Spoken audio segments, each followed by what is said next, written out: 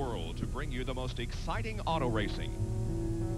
But nowhere is the setting more peaceful than in the Sonoma Valley of Northern California.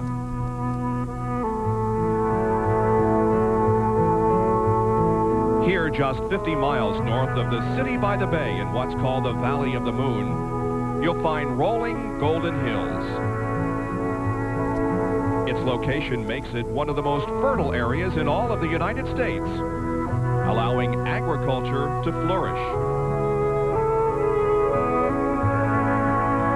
and providing for world-famous vineyards that have been producing the sweet nectar for over a century. It's the place to rest and relax. Not. The Sonoma Valley is also where you'll find the 2.5-mile road course called Sears Point International, which puts drivers on constant alert.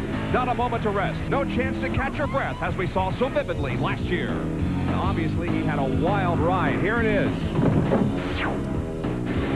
going to be black flag. Ernie gets bumped in the back and makes a 360. Puts the thing in gear and drives away. It looks like he locked the right gun coming in there. It makes just a little bit of contact. You can see the smoke coming from the wheels as they were locked up. Very close racing there. Bill Elliott, car number 9, gets a little bit of an assist from Ernie Urban. Look at this, 3 abreast. This is the pass we've seen. Several times they touch a little bit coming into the turn. Martin drives her in deep and locks the brakes. That won't get it. Well, here he comes back on the outside. He's back in. Oh, again. Martin spins around and slams into the guardrail on the inside. Coming up on the white flag, Benny. Here they are. 11. Oh, and Davey Allison is spun. Rudd now has the lead. No, they gave the black flag to Ricky Rudd as he came down and passed under the start-finish line. They waved the checkered flag to Davey Allison, and he apparently is going to win this race. Yeah. Relax, forget it.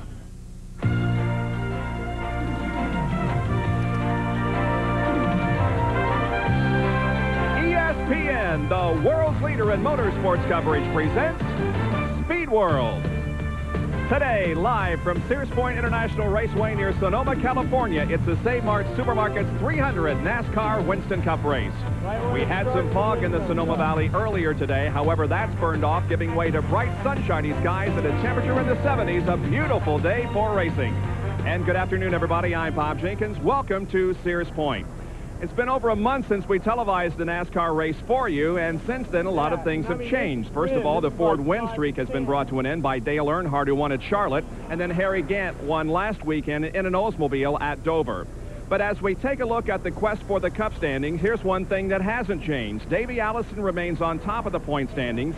Gant is within 70, and look at this. Dale Earnhardt has moved all the way to third in points, less than 100 behind.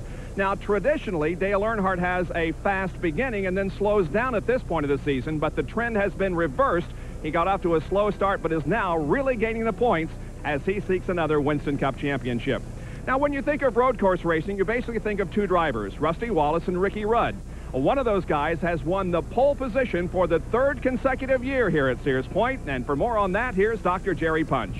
Thank you, Bob. 3 poles, but only 1 win, and ironically, that win came in the year he did not win the pole back in '89. But last year, remember that final lap, that finish, spectacular Winston Cup road racing. And Ricky, after the frustrations of a year ago, does this place owe you one? Well, Jerry, I don't really feel like this place owes us anything. It's been very good to us. But, you know, I'm not real happy with the end results of last year's race. You know, we crossed the checker flag first, and thought that was supposed to be the signs that you were the race winner. Turns out that wasn't so. There was a ruling, and we got moved back to second. But track doesn't owe us anything. If we got a good car underneath of us today, these guys have worked real hard. We'll take it to the front. If not, we'll just do the best we can. What effect will the radials have on today's race? I think it's going to make a better race out of it. I think for sure the flat tire situation will probably not exist this time.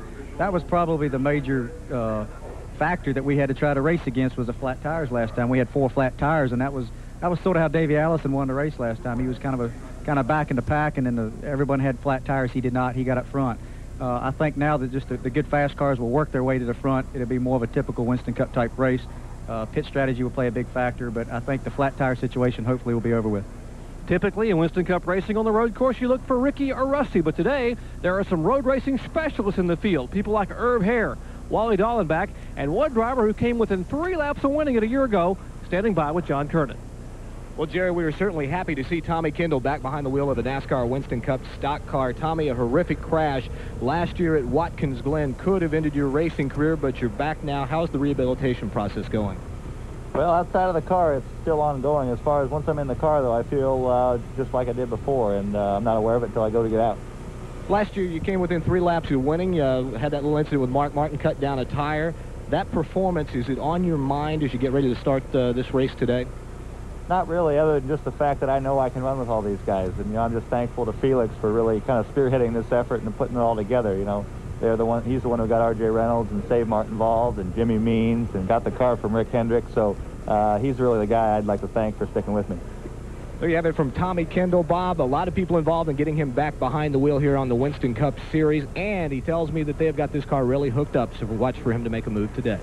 All right, thanks, John. Well, as is tradition, when we come to a road course, Ned and Benny aren't with me. Ned is located up here in this tight hairpin, turn number 7. Ned, how is it out there? Oh, it's great, Bob. No question about it. They've even made us a little beach here that moves some sand out here. Now, that's not for the spectators playing. I don't think there's a lake within a half a mile of here, maybe several miles of here. But that sand was put there in case the drivers get off the course. It'll help to stop them, keep them from going up where the spectators are. And believe you me, there are a lot of drivers that get off course coming into turn 7. They are running a good speed before they start gearing down to get here. They gear down to 2nd gear, but if they overshoot it, they are going to be out here in the sand. It's very important to get set up to come off of this turn 7, to head down through the S's, to get a good speed. If you don't get good traction off here, you aren't going to get the speed you need down through the S's where Benny Parsons is. That's right, Ned. They come off turn 7 in 2nd gear, start through the S's. They shift into 3rd gear, play with the throttle and the brakes as they go through 8, 8A, 8B. And then as they come down into turn 9, they shift into 4th gear about where I am. I've got to be running at least 100 miles an hour. Go down to turn 10, downshift to 3rd, turn 9 and 10 critical corners because they got to get ready to get 11. That's the best place to pass on the racetrack. If you can get through 10 and outbrake someone, get inside of an 11, push him up out of the groove, you can take the spot away. And we talk about points. I'd hate to come to this racetrack trying to win a championship because I just mentioned 14 corners. We call it 11-corner racetrack. There's 3A, there's 8A and B. That's 11 corners. They shift a dozen times a lap. That's 26 times. The driver has a chance to make a mistake. And then you throw 42 other cars on the racetrack. It's tough around this racetrack. All right, guys, enjoy the sunshine out there today while 43 drivers get set to challenge this 2.5-mile road course in the Save Mart Supermarkets 300. Race number 12 this year on the 1992 NASCAR Winston Cup Series. Our Speed World coverage is being brought to you by Chevrolet, the heartbeat of America, the cars more people depend on. By Quaker State, the Big Q is one tough motor oil. And by Goodyear, the unanimous choice of every NASCAR Winston Cup team. And we'll show you this racetrack more specifically and introduce the 43-car starting lineup when we return to Sears Point. Morning here today, so they're giving the cars a little bit of extra time to make sure their engines are hot before a couple of warm-up laps. The exciting Gillette Halfway Challenge is coming up in today's race. The driver leading at the halfway point will win $10,000, and a fan at home will have a chance to win a beautiful Chevrolet Lumina Z34. If you have entered the contest for this race and your entry is selected and you are called at home, you must name the driver who won the Gillette Halfway Challenge $10,000 reward to win the Chevrolet Lumina Z34. If you want to enter next week's Champion Spark Plug 500 race on June 14th, write to Gillette Halfway Challenge, Post Office Box 2246, St. Petersburg, Florida, 33731-2246. You must be 18 years of age or older to enter. We must receive your entry by Saturday, June 13th to be eligible for next week's Gillette Halfway Challenge. A great crowd on hand. As a matter of fact, we can look outside the racetrack and traffic is still backed up for several miles, and we already have thousands of race fans that have gathered here in the beautiful sunshine, ready for exciting NASCAR Winston Cup racing. And there the grid begins to move away now for a couple of warm-up laps. And here is the die-hard starting lineup. Ricky Rudd is on the pole, his third straight here from Chesapeake, Virginia in the Tide Chevrolet. Second, Ernie Irvin from Modesto, California in the Kodak Film Chevrolet Lumina number 4. Second row, number 2, the Miller Genuine Draft Pontiac, driven by Rusty Wallace from St. Louis. Then the number 17 Western Auto Chevrolet, driven by Darrell Waltrip from Franklin, Tennessee. Row number 3, Bill Elliott from Dawsonville, Georgia, and the number 11 Budweiser Ford Thunderbird. And Terry Labonte outside from the Sunoco Oldsmobile Cutlass. He's from Corpus Christi, Texas.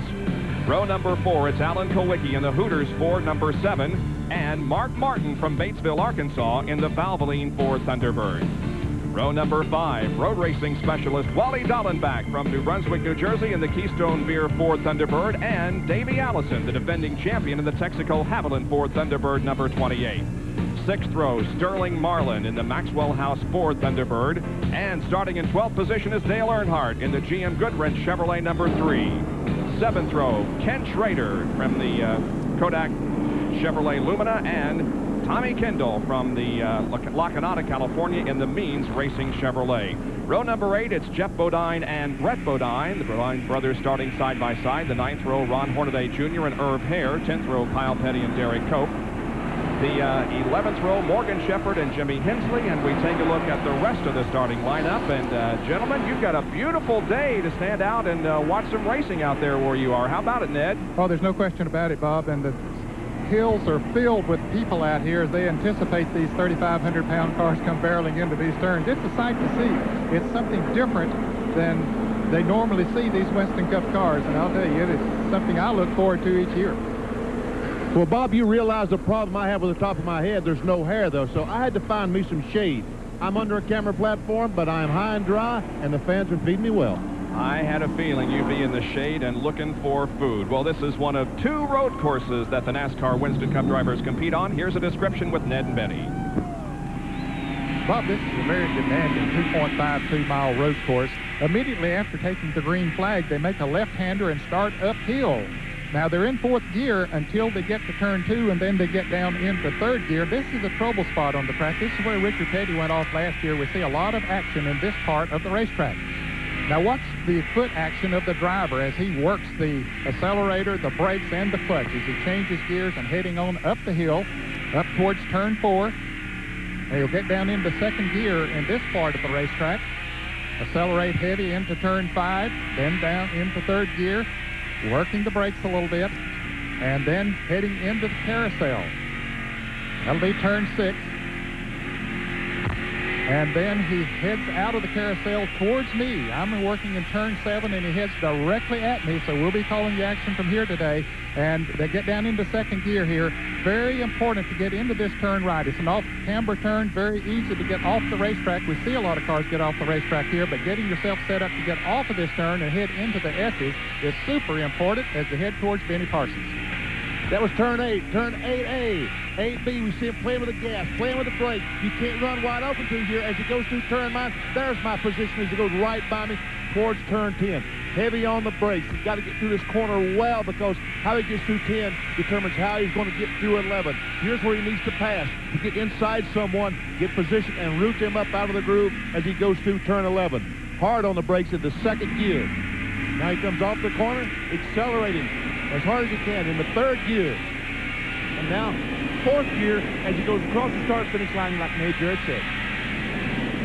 There's Sears Point International Raceway. Pole speed was 90.985. The time 1 minute 39.709. We'll go 74 laps this afternoon, and the field is separated by a little more than 7 miles an hour.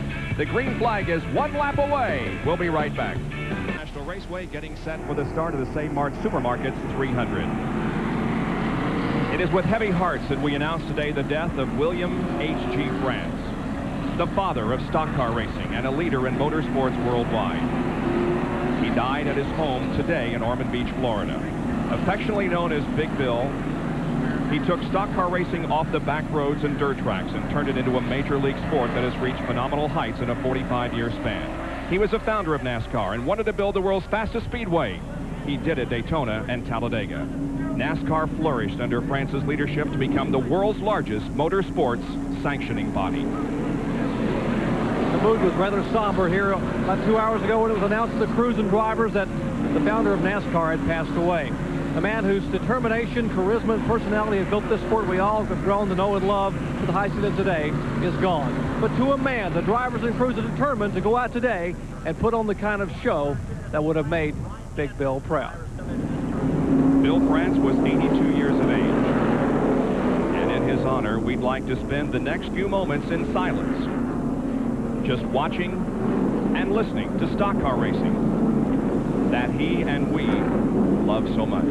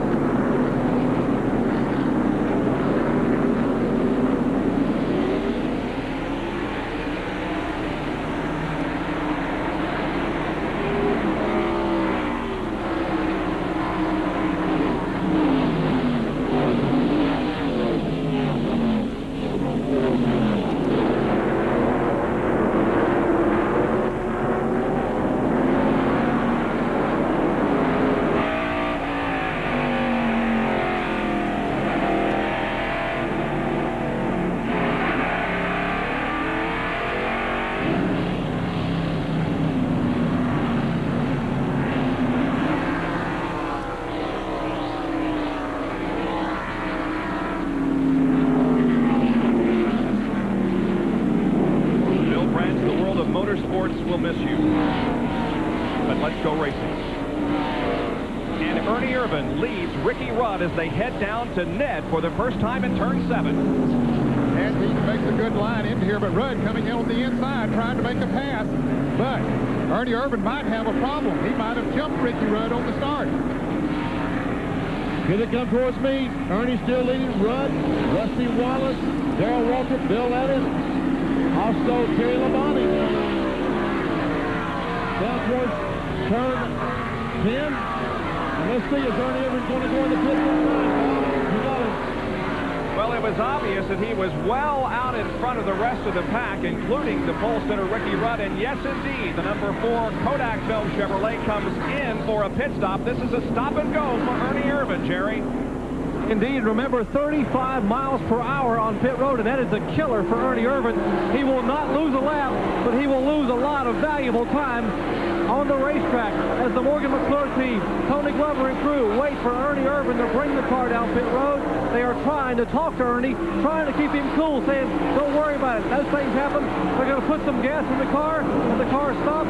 They get the gas can in. He might as well, while you're here, you're at the tail end of the field, and now he's away, headed back to turn 1. Yeah, the final car goes by him. He now drops in at the tail of the field. Ernie Irvan jumped the start, was black flagged, and now has to go to the end of the field. Ricky Rudd leading Rusty Wallace, and look who's up front, everybody. It's the 2 guys that we talked about as being the road racing specialist among the regular NASCAR Winston Cup competitors. Rudd in the lead in the Tide Chevrolet, and right behind him, carrying our Armor All camera, is Rusty Wallace as they once again go down that straightaway and head for turn 7. And Rusty really drives hard into this turn, Bob, trying to make up that little bit of difference that is there, but he's not able to do much with Rudd. The only car that might be in front of or behind Ernie Irvan would be Jimmy Hensley, who was stopped when the green flag dropped, but he is back out on the track and in the lead lap.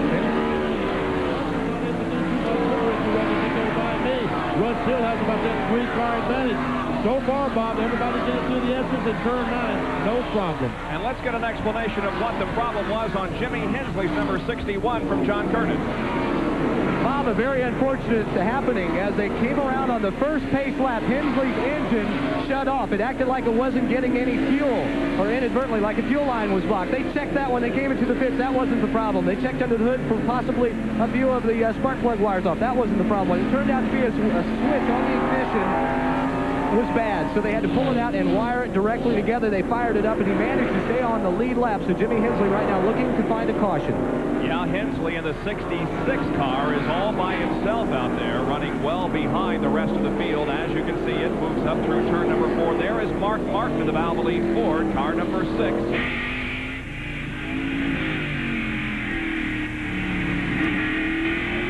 use of telemetry this afternoon that will allow you to see where he is on the brake and where he's on the accelerator and where he will be shifting. And we say again that these drivers shift somewhere between 10 and 15 times depending upon the driver. And so there was a lot to do out there on the racetrack. There's the telemetry seeing the RPM in the upper right-hand corner and the speed. Shifting now to 4th gear, moving into turn number 7, now up to 3rd gear as he puts on the brake. And going through their net at about 42 miles an hour in second. Yeah, I knew they would get down under 50 miles an hour coming in here, Bob, because the turn is so flat. And here is Greg Sachs with the problem. There was a problem up in turn 4. Herb Hare tangled with someone up there, and he spun completely around. He's back at the back of the pack now, but he did get going again. Greg Sachs going very slowly. Don't know what's wrong with the Kellogg's Cornflakes car. Greg had to take a provisional to get in the starting lineup. He began in 41st position in that Kellogg's Cornflakes Chevrolet. Here, once again, is Ricky Rudd leading the others down to complete another lap. Rudd over Rusty Wallace, Darrell Waltrip, Bill Elliott, Wally Dallenbach Jr., and Terry Labonte. We're glad you could join us on this beautiful Sunday afternoon from Northern California as we present NASCAR Winston Cup Racing. And Jared, Benny Parsons, Dr. Jerry Punch, and John Kernan back at Sears Point International Raceway and NASCAR Stock Car Racing, being led by Ricky Rudd, then Rusty Wallace, and then 3rd, 4th, and 5th right here. That is Darrell Waltrip, and a close battle for 4th position as Wally Dallenbach Jr. in car number 16 tries to take the spot away from Bill Elliott. Here's a guy that has competed here many times in Trans Am and SCCA racing, Wally Dallenbach Jr. He came here with the greatest confidence that if he had a chance to win any race this year, it would be here at Sears Point. Bob, he's looked pretty impressive. He started in 9th position, has moved up to 5th, and really is working on Bill Elliott there now as they head up here into turn 7. Let's see, Darrell Waltrip goes to the inside. Bill Elliott goes high, and here Dallenbach tries to get on the inside, but I don't think that's the line he needs coming off of that turn. Nope, won't work for him. For more on Dallenbach, let's go to the pits and Jerry Punch. You guys are right about Dallenbach taking to this road course. You know, in Trans Am competition and IMSA GTO competition, he had 3 wins here and at least a half a dozen second-place finishes. He said, I love this place. This is my kind of racetrack. I've been struggling all year trying to get accustomed to those oval tracks in a stock car, but today it's my turn to shine. And guys, early on, he's shining. He sure is. During his Trans Am and his IMSA Camel GTO days, he ran here at Sears Point at least 10 times, and he won on 3 different occasions. Getting a little high coming out of turn number 11 that time, almost scraping the wall with the left side of the race car. Continuing to run in 5th position right behind Bill Elliott and Darrell Waltrip. Terry Labonte, oh, and a spin. That is number 37, Rick Corelli. Regular on the Southwest Tour Series. Bobby came off turn 8B, I call it, lost the back end, made a 360, got the thing in gear, jumped off, no problem. He was one of those who competed yesterday in the Southwest Tour race here at Sears Point, and here's a look at it, Benny. Yeah, we can see he's already lost the back end. That's the 360 I was talking about, and fortunately he went down in the dirt instead of back across the racetrack in front of those 2 cars. That's right in front of you, isn't it, pretty much? Exactly right in front of me. What a seat I had that time. There's Corelli. He's back going again. And right now shown in 36th position. Now this great battle continues to heat up, and 3rd, 4th, and 5th are just running together like they're tied together, and also Terry Labonte in 6th position. Well, he's another good road racer, Bob. I believe that Dallenbach might could go on if he could get by Bill Elliott and Darrell Waltrip. Now he has dropped back a little bit. But having a great race. We've got some heavy smoke out of Darrell Waltrip's car as he came by me just a moment ago. I don't know if it was car smoke as it came through the corner or what exactly it was. We'll check it out later. We'll watch for that here. See if it's evident in turn number 11. Don't really see very much. Elliott tries to get to the inside of Darrell Waltrip coming off turn number 11. Can't do it. And so they continue to run in that formation.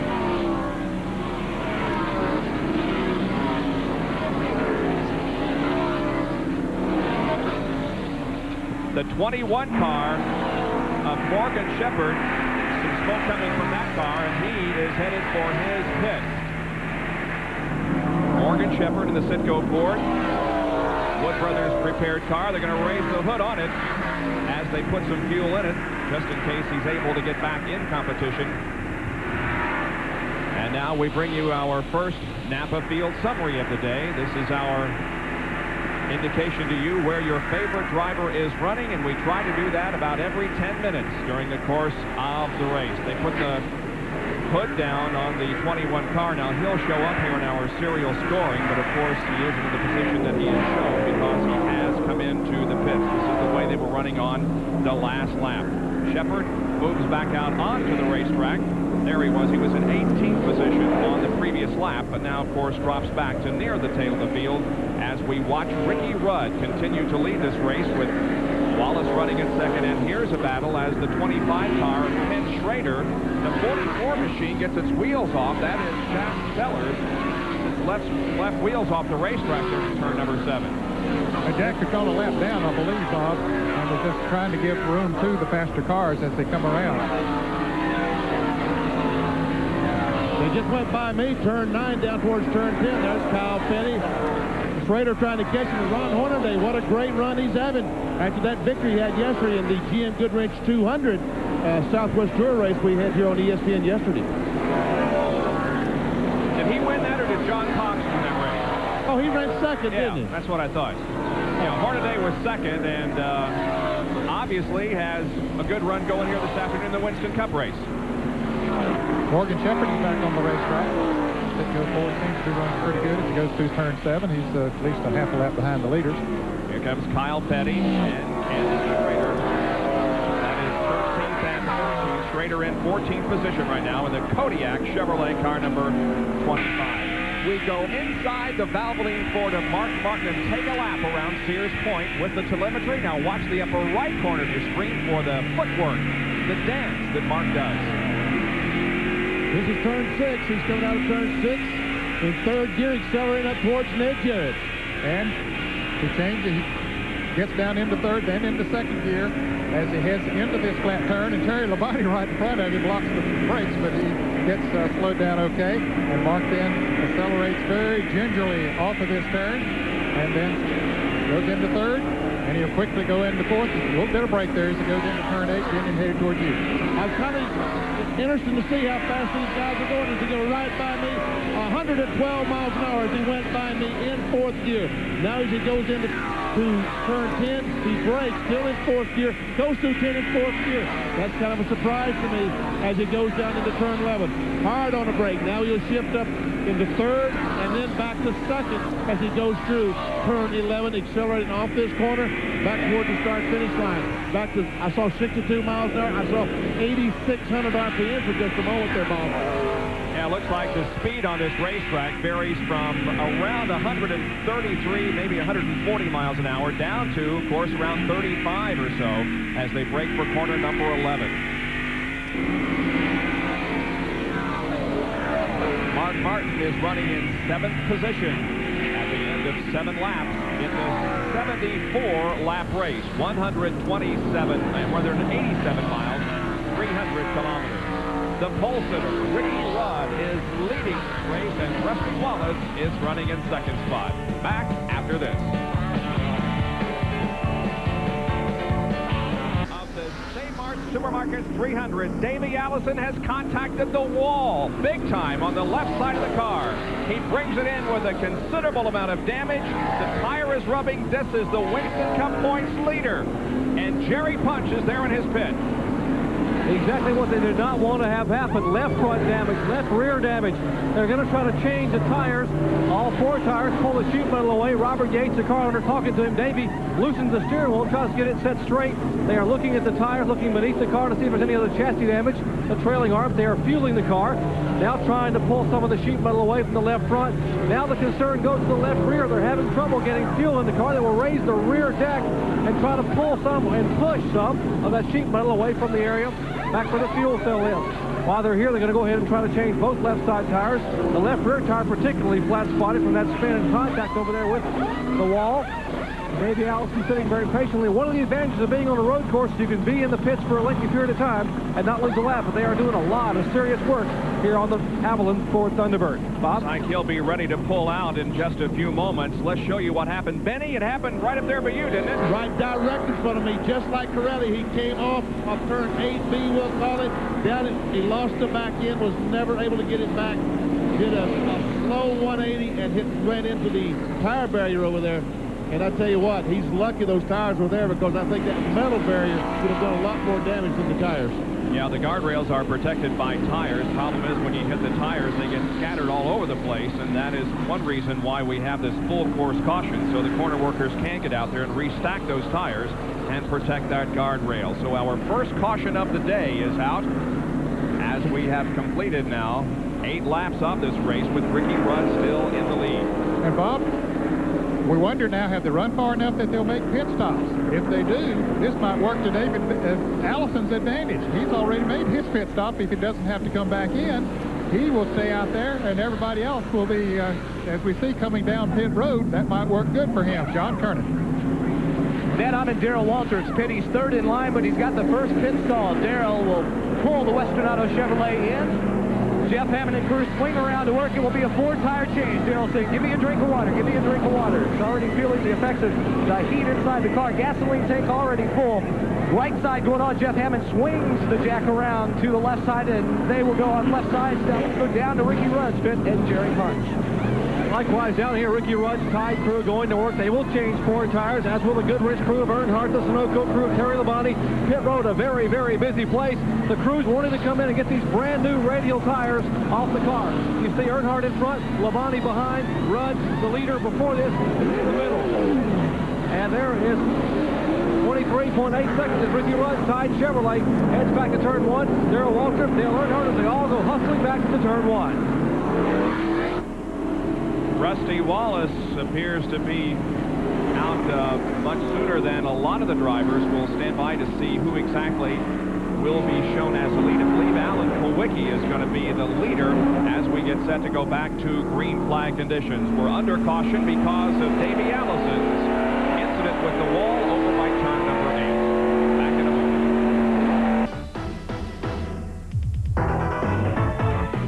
Track Facts are brought to you by Quaker State. The Big Q is one tough motor oil.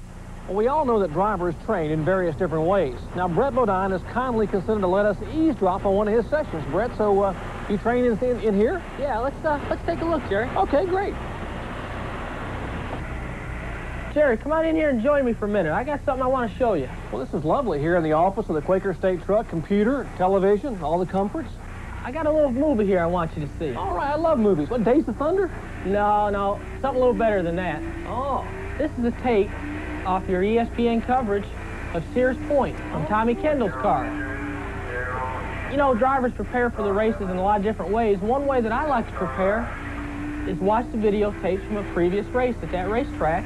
That way I can kind of learn the line and maybe pick up on a tip that I missed when I was there practicing and racing the last time. So you guys basically record the in-car camera and watch the footwork of some of the road racing experts, and no wonder you've gotten so good on these road courses so quickly. It's just another way to try to make yourself better throughout the season in each and every racetrack. Well, this is wonderful. Hey, pass the popcorn. I like bud. movies. Here we go. Let's watch this thing. Any cartoons here? No, not today. Oh, I'm sorry. Brett Bodine, the driver of the Quaker State Buick, or rather Quaker State Ford, is shown in 20th position at the moment. Well, next Sunday we'll be at the unique 2.5-mile tri-oval racetrack. That's Pocono International Raceway. Darrell Walton, defending champion of the Champion Sparkplug 500. Now, you can bet by next Sunday it'll be a sellout, but right now there are seats available for this race, so call up and order right now. And we'll be there with live coverage at 12:30 Eastern Time next Sunday afternoon. The Champion Sparkplug 500 from Pocono International Raceway. Still under caution here at Sears Point. We'll be right back. To resume this Winston Cup race, and out front is Alan Kulwicki. There were some cars that did not pit during that first caution period. Alan Kulwicki did not. John Kernan, why not? Well, Bob, it's all the strategy of crew chief Paul Andrews. He says if we're going to pull this thing off, we need to do something special. This is it. They figured to go about 25 to 29 laps into green on fuel. That's what they're staying right now. They pitted only about 11 laps in. That means they will still have to go. They're going to be off sequence, but still everybody else who came in and pitted this last time still needs 2 fuel stops. That's what Paul is banking on, that's all they're going to need. And they're going to be out of sequence, but when it comes down at the end, if it goes green the rest of the way, they should be the car out front. All pit strategy playing a hand in this race here today. We're watching the field move up through the S's, and one of the cars there that we saw was Dale Jarrett running behind Ricky Rudd. Jarrett had an unusual incident during qualifying. He ran into a deer, or a deer ran into his car while he was qualifying, and it gave him quite a scare. Dale Jarrett right now finding himself running up in the top 10, and another Napa Field summary as Wally Dallenbach Jr. goes to the inside of the number 60 car driven by Mike Chase, Terry Labonte, and Kyle Pettigrew also.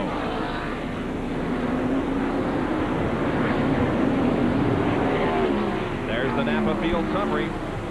How they were running last lap.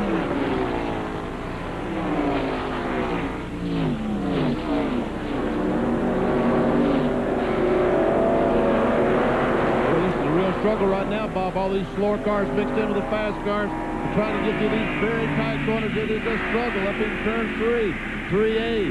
We're going down the hill towards turn 4. And we see Mark Martin trying to get on the inside of Kyle Petty. He's trying to get on the inside of another car. This is turn 5. We're seeing the cars make the right-hander. There goes Kyle Petty by Mike Chase. Up over the hill into the carousel, turn 6. Denny, they were able to run through there side by side. There is Martin and Jeff Bodine side by side. Brett Bodine right in there as well. Alan Kowicki still leads coming into turn 7 here, but you're right, a lot of scrambling back in the field as they jockey for those positions. Well, Rusty Wallace has now moved up into second position, passing Harry Gant. The leader continues to be Alan Kowicki, and his best road course finish was 6th in the 12 road course events that he's competed in. And I tell you what, Bob, Rusty Wallace right now has a pretty good jump on Ricky Rudd, and we know Rusty Wallace is a great road racer. I know Rudd certainly does want for him to get this far away. And Rusty was on pins and needles in the garage area today, looking over the car, very nervously trying to assess his chances of winning here today, and I think they're very good. He's now within about 3 car lengths of Alan Kowicki. As you can see, Wallace shifting, going uphill.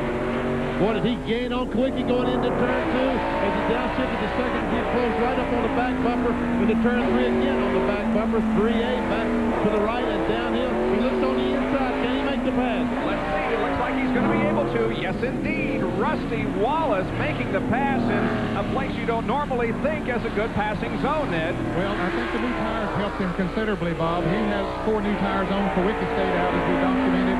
Didn't take on any tires or gas, and evidently the new tires make quite a difference here now. Rusty's been able to pull away. Yeah, he's separating himself now from Alan Kowicki as they come off of turn number 6 and down the long straightaway, headed for turn 7 again. And Rusty knows how to negotiate this turn. He comes in a little wide and then dips her down to the inside. Gets good traction off the turn with those new tires. Kowicki, meanwhile, his car pushed out just a little bit coming off that turn. That cost him a little bit more time. Here comes Rusty Wallace right towards me, having the time of his life, leading the race, going through the S's. A right-hander. There comes Rusty right by me, Alan Kowicki. All these fellas doing very well, and Davey Allison looked like he might be a little off the pace. The last time I watched Davey come through here, like he might be a little bit slower than before. We might check and see if he has some damage to that car that we can't see, guys. Just left my position here, Benny. He's passing some of the cars in the back, but I'm not sure that car is running as good as it was earlier. Here's Darrell Walter making a move on Dale Jarrett. And now Wally Dallenbach Jr. is right behind Dale Jarrett as they move across the start-finish line once again and complete lap number 16 of 74. I believe Dale Jarrett only took on 2 tires, Bob, during that stop. He got out pretty quick. He was running in 18th position and came out in 7th position, even though I'm sure Jimmy Makar and the crew made a good pit stop, but it's hard to imagine they could have picked up that many position changing all 4 tires. Wally Dallenbach Jr. moving to 8th position. And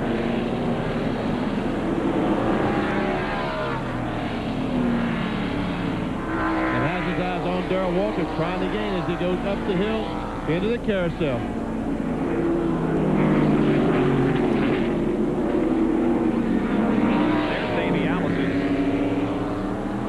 Trying to move through the field after a contact with the tire barrier a little bit earlier.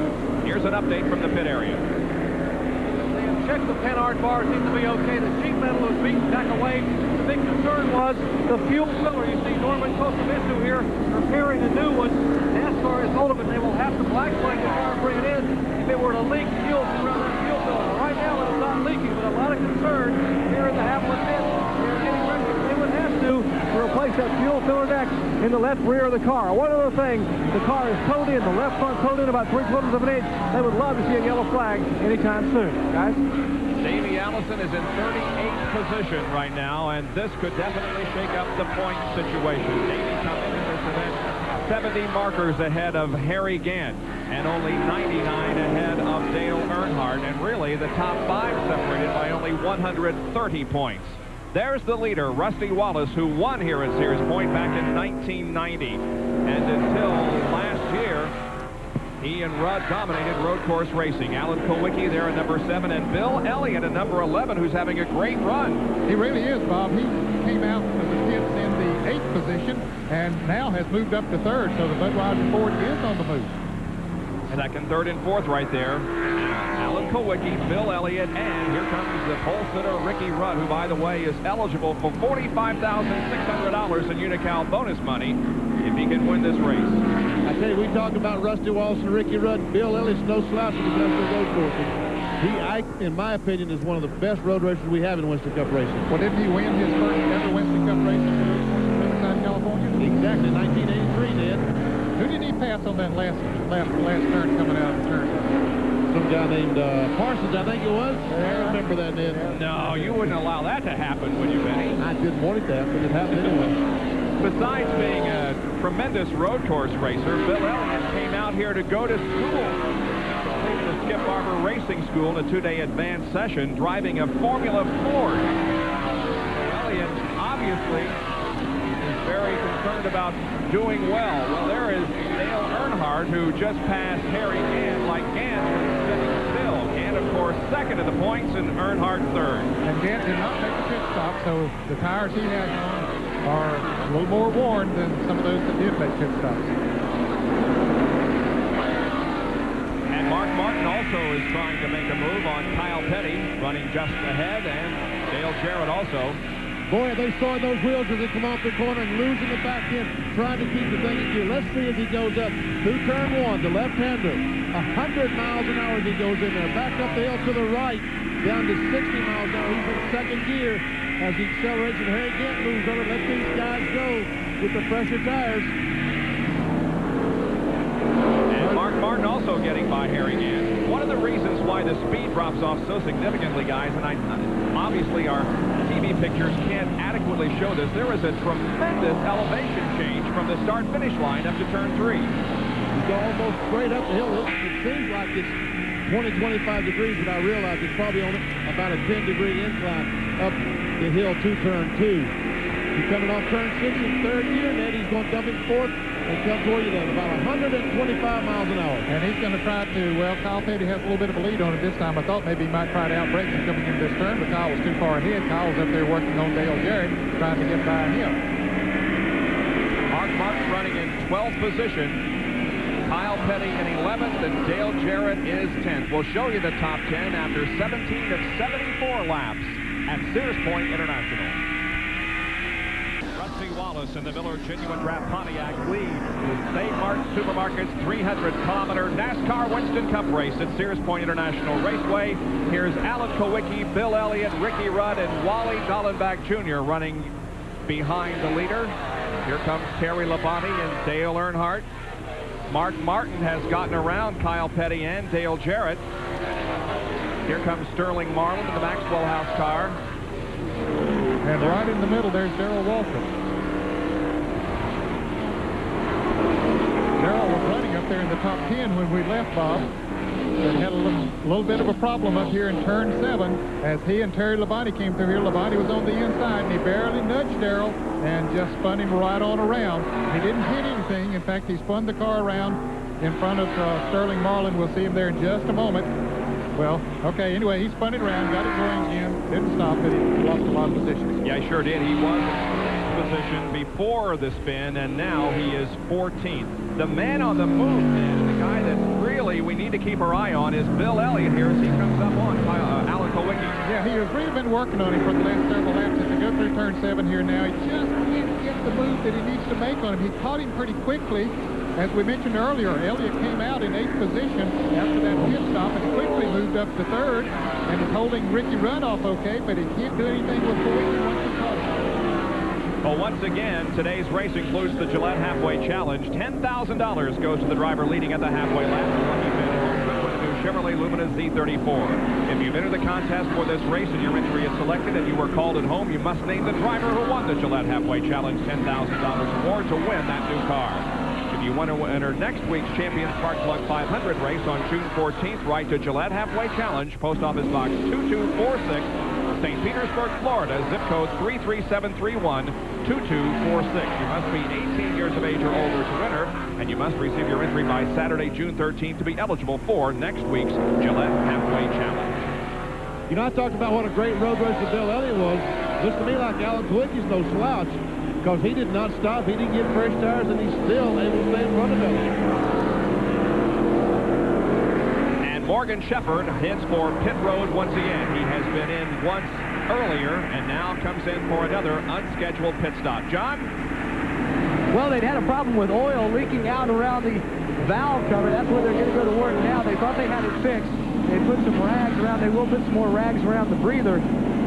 Work continuing. Eddie Wood, Linwood, Leonard all looking on, trying to keep the oil from coming out. Has been blowing out the breathers. They'll put more rags on top, and they will try and get it fixed. Bob?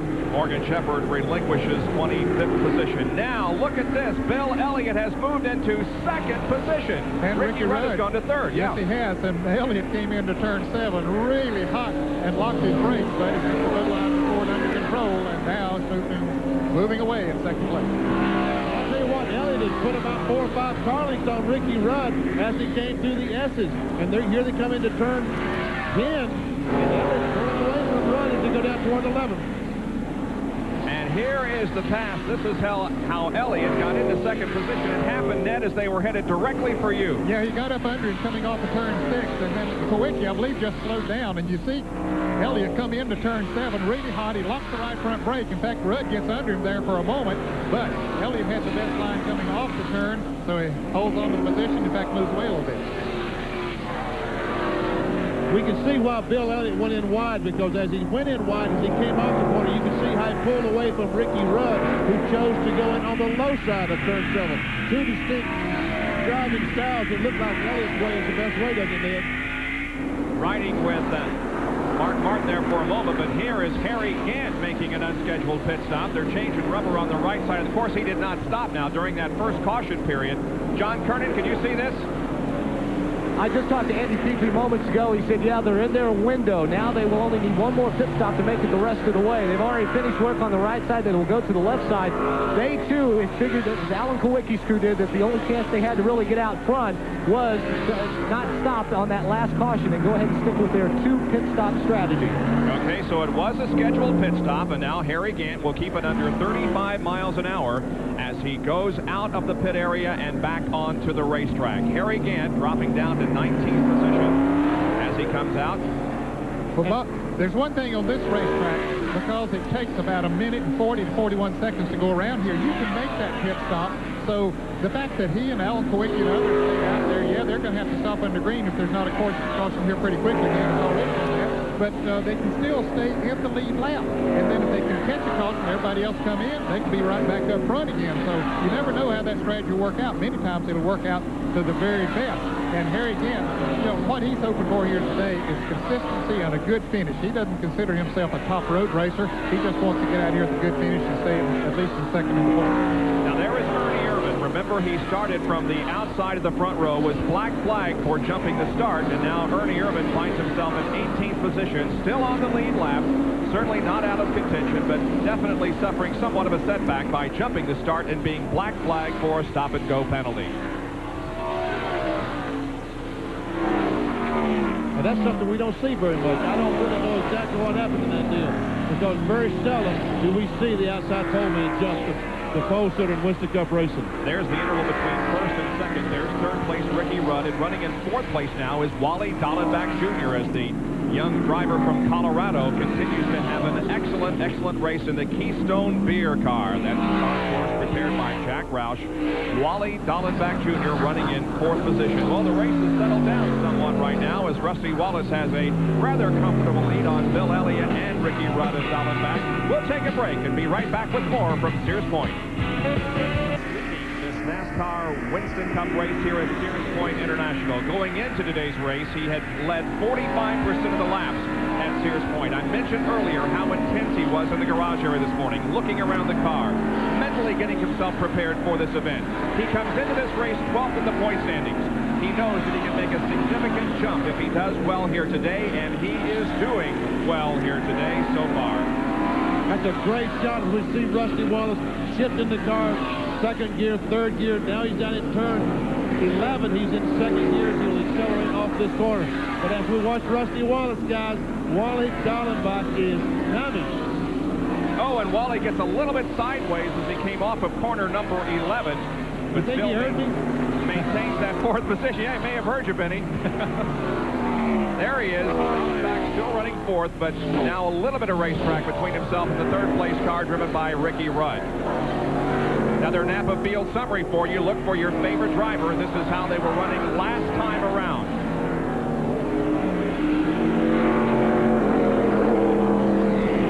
It's easy to see why Dallenbach would nail the gas and try to get off the corner faster than these guys, because he hasn't had a lot to crow about this year, Bob.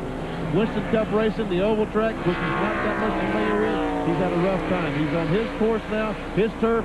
He's trying to show these guys that he is truly a race car driver that belongs in Winston Cup racing. Yeah, I think he knows, and his car owner, Jack Roush, also knows that he has to gain some experience on the ovals, but this race is very important to him because he can show Jack and everybody else that he's a racer when he gets on his home turf. Now, Ricky Rudd trying to take over second spot from Bill Elliott. They're very close down to you, Ned. Yeah, and it's their driving style that Beamy spoke on here a little bit earlier.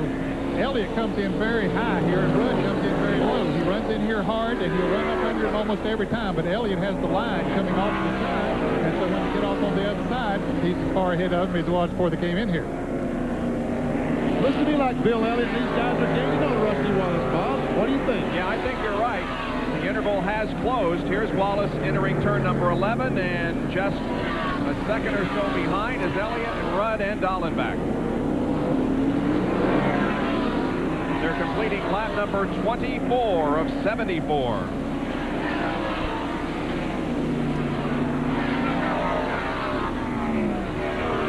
Rusty makes that left-hander going up the hill. That's turn one, you see it. Now these guys going turn two. Accelerate up into turn three. Wally Dallenbach Jr.'s best finish this year was at Talladega. He was 14. Hasn't had a top 10 finish so far this year, but is definitely in a competitive role here this afternoon, running fourth currently. Up over the hill. This is turn 6, the carousel. And Walt Dallenbach lost just a little bit ago. It looks like he's gained back as he comes towards you. He settled down a little bit after that move that he thought was going to get him something, but it cost him something. But it looks like he has to back up on Ricky Rudd again as they come into turn 7 here. The second, third, and fourth place cars right together. Alan Kulwicki, we understand, may be making a pit stop next time around. He, of course, did not pit during that first caution period we had. The same situation that Harry Gant was in. Bob, one thing he does not want to do is run out of gas on this racetrack because you can't coast back. Well, here's the car number 60 that has spun around here right in front of us. Now, there's caution in this turn, but that's not a full course caution as yet, Bob. That, of course, is Mike Chase, car number 60. And here's a replay of what happened, Ed. Well, Kyle Petty was under him, and there's Sterling Marlin. I don't think he knew that Marlin was under him. Marlin clips him a little bit and spins him right around. Okay, the flag, yellow flag, still waving in this corner. But it is here, too, Ned. Okay. Yep, overall caution. The yellow flag being displayed by Doyle Ford. This will close up the field and definitely give Alan Kowicki somewhat of a break because he'll now be able to pit under caution. It's our second of the day here at Sears Point. We'll be back with more live action after this. Kowicki needed a pit stop, and he waited long enough so he could do it under caution. Here comes virtually everyone in the pit area. I'm sure Harry Gant will stay out there. Harry Gant will stay out there and probably leading the race. As he come down pit road following the leader, Rusty Wallace. Here goes Harry Gant by me right now, so undoubtedly he will take the lead and gain 5 Winston Cup points for leading the race. Let's go to John Kernan, who's in Alan Kowicki's pit. Bob, talk about a great opportunity. Allen could only go 27 laps on fuel. And this is lap 26. He was 1 lap away from running out of fuel. They were going to pit. Paul Andrews got the word just before that car, just as that caution came out. And now Allen is on pit road. And let's get further down pit road this year.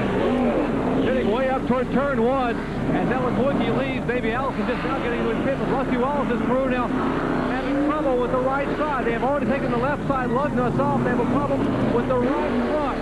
He cannot leave. They have the lug nuts off the left side. Rusty started to pull away, and Bruce said, no, no, no. And now they have to jack the left side of the car up. A lot of valuable time being lost under the caution, which will put Rusty way back in that tackle. Remember, it's a single file restart. Now finally left side lug nuts are on, but he cannot get out. The car in front of him rips around the clock. Now Rusty slides, gets it in gear, and finally will be able to make his way out of pit road.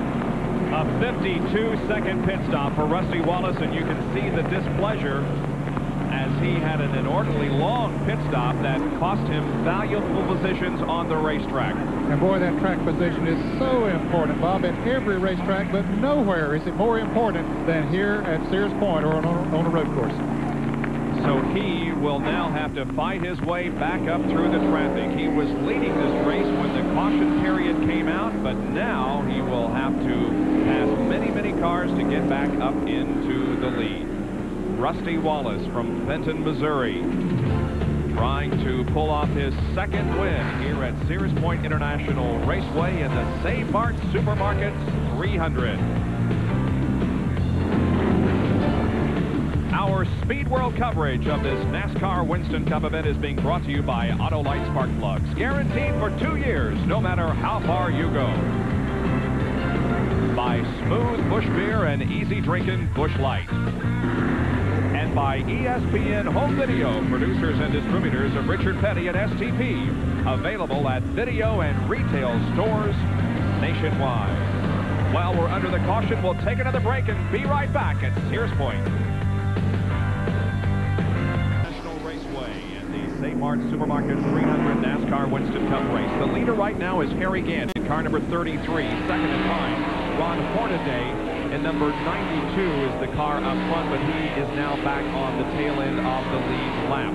Now here comes the pass, and Elliott is going to go to the front. Oh, Ned! Hornaday locks the brakes coming in here, and he's out at the beach that I spoke of here earlier. He gets back on track now, pulls back in front of some cars, heads on the way.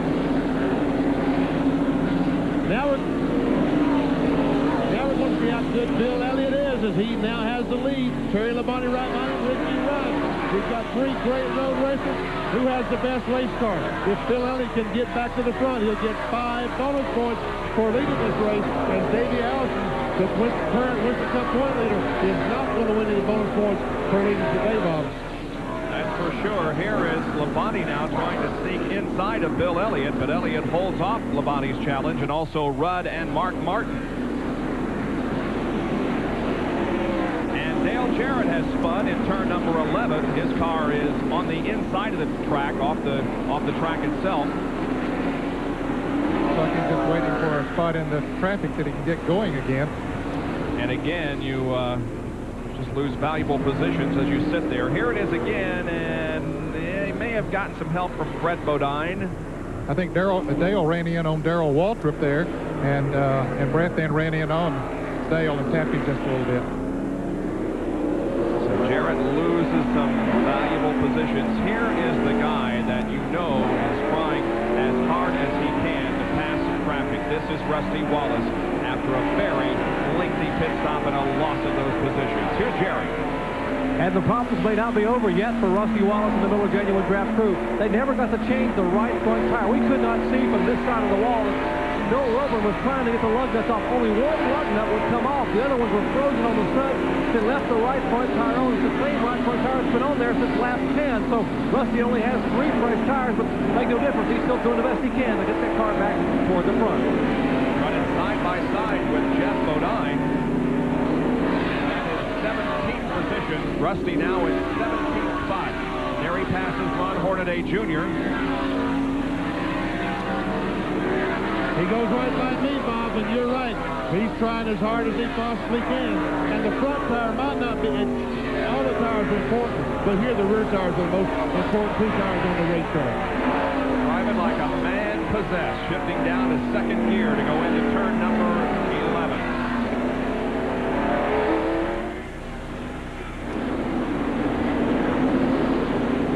That's Jerry Cope right in front of him, the Pure Letter Chevrolet. The Rufford's got that going now. We can see the frustration when he started pounding the steering wheel with his fist. I think that said it all. Yeah, I think that pretty much expressed his feelings at the moment.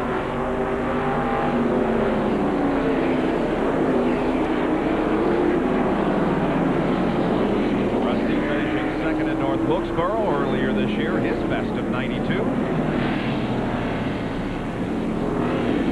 Until last year, he and Rudd virtually dominated the road course races. In Watkins Glen, Rusty won in 89 and 87, won here in 1990. Of course, Rudd and Wallace's dynasty was broken last year when Allison won here and Ernie Irvan won at Watkins Glen. While Bill Elliott, Terry Labonte, Ricky Rudd, and Mark Martin run up front, the man on the move is right there, Ernie Irvan. Yeah, he has come back up through the pack. Remember, he went to the rear of the field when he was black flagged for jumping the start of the race and has worked his way back up through there and definitely is on the move for that Chevrolet. Oh! And here's Wally Dallenbach in turn 7 down on the inside, Bob. That car might be hung up on the tires. It looks like the back end perhaps has the wheels off the ground. He's probably spinning the wheels, but it won't go anywhere. Yeah, you see those wheels spinning. There's no rubber to the ground.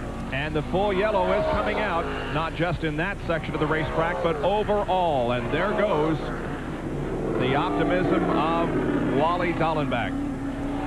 Let's see if we can see. He was right in. Doesn't look like he got hit by anybody. No, I don't think he did. I think he just spun around as he started off of there, Bob. Well, guys, I saw him up in turn 3 coming down. I can see turn 3 from my vantage point, and it looked like he got the car a little bit loose up in turn 3 before he got to you, Ned. As you can see, he is high-centered, and those rear wheels aren't making contact with the grass, and so he just sits there and will until somebody comes to his rescue. We'll be right back. We are under caution, but nobody taking advantage of the caution period to make a pit stop, although Rusty Wallace will come in because they were unable to get that right front changed on the tire last time. Here's Jerry.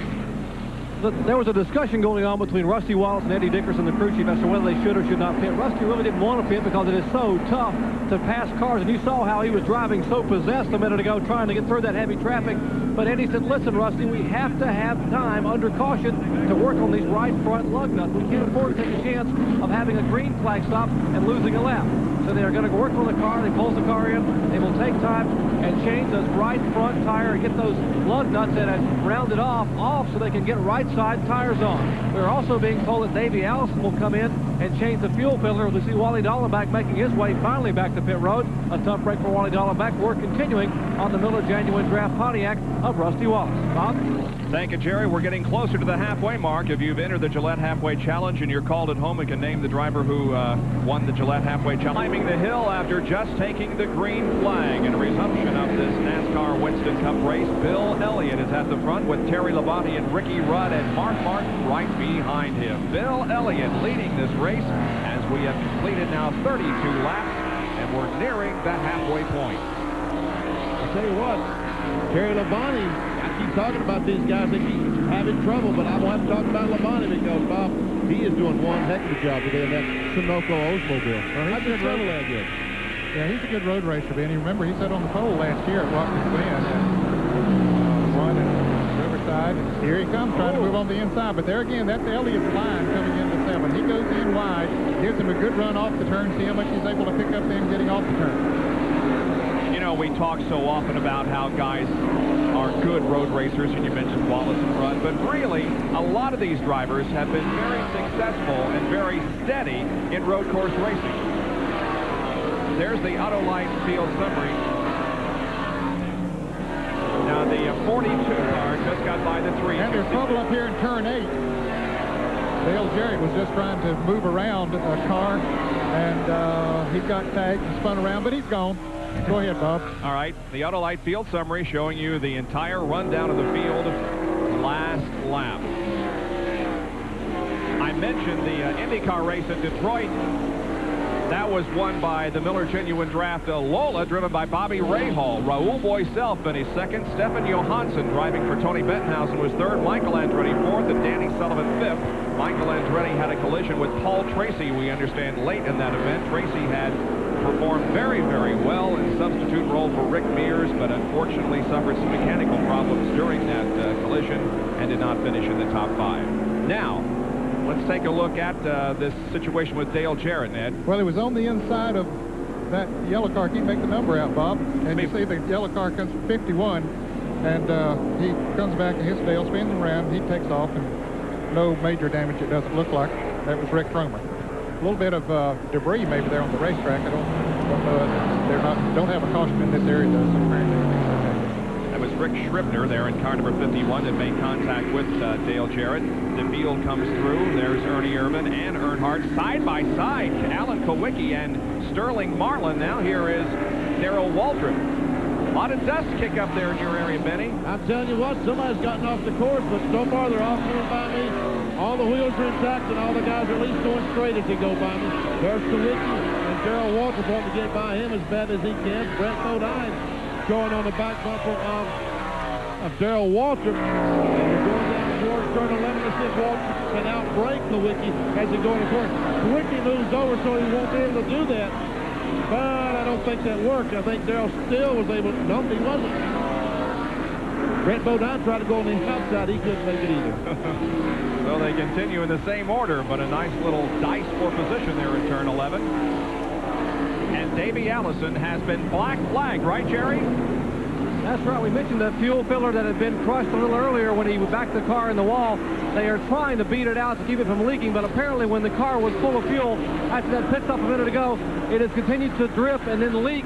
So they're going to try to put a patch over it around the margin where it has been bent a little bit to try to stop the leak. They figure once he burns some fuel out, there will be no more leaks. So he brings the Haviland forward to a halt, the current Winston Cup point leader, and they will go try to peel some of the sheet metal away. They have put together a tape patch to try to put a patch around Norman Kosovicu, who is, of course, the gas man for this Haviland team. As Davey sits very patiently in the fence, he cannot afford to take the time to try to change the entire fuel filler neck. That would cost him a lap, maybe 2 laps, even under caution to get all that work done. So Davey revving the engine. They're working on the fuel filler, but another black flag and a costly stop here for Davey Allison. He was running in 29th position when he came in for this service, and his worst finish of the year has been at 28th. That was at Bristol. He finished 26th at Martinsville. Other than that, an 11th place finish last week at Dover. He has had all top 5 finishes, including 3 wins, of course, at Daytona, North Wilkesboro, and Talladega.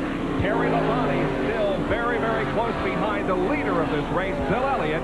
In 3rd position is Ricky Rudd, 4th is Mark Martin, and 5th is Kyle Petty. Now here is Labonte trying to get to the inside of Elliott once again, and they may have him this time. They drag. Nope, Elliott holds him off.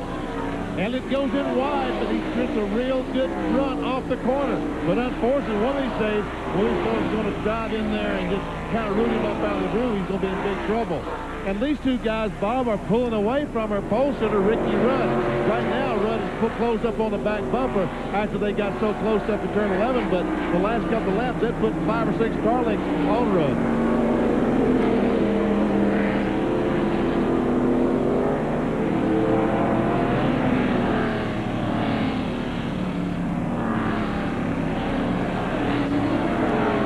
fourth and fifth position, Mark Martin and Ernie Irvin. And Ernie has been able to thread his way through the traffic after that early stop-and-go penalty on the very first lap. That's some good driving and some good hit work, Bob, to get him up there. I'll tell you what, when we talk about road racing, you just don't mention Ernie Irvin, but I think we're going to have to start mentioning him because he did win at Watkins Glen just last year. We're approaching the halfway point now. See if Bill Elliott is going to be able to hang on to that lead and pick up the $10,000 for winning the Gillette Halfway Challenge. He's a couple of car lengths ahead of Terry Labonte as they once again stand on the brakes and downshift going into turn number 11. Well, Labonte that time tried to run the same line as Elliott. See that, Bob? Yep, he went in high, same way as Elliott, came off.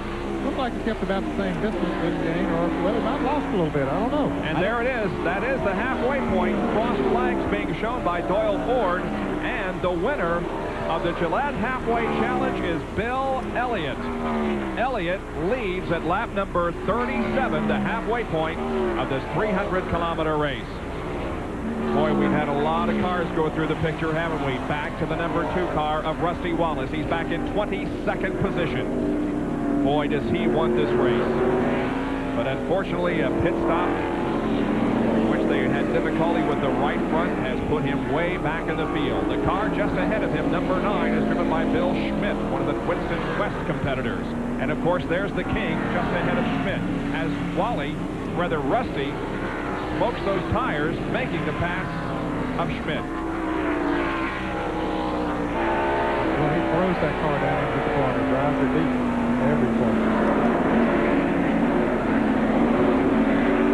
Tries to drive under Richard Petty as he comes off turn 6, not able to do it. Man's going to try to outbrake him. He goes in turn 7. Can he do it then? Well, Richard's going down on the inside. Rusty coming up on the outside.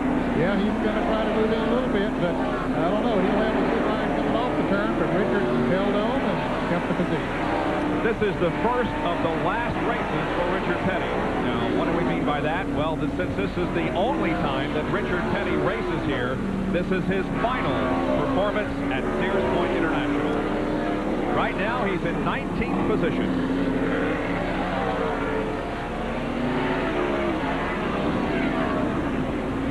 There's Irvin, Kyle Petty, there's the leader. Second place, Terry Labonte.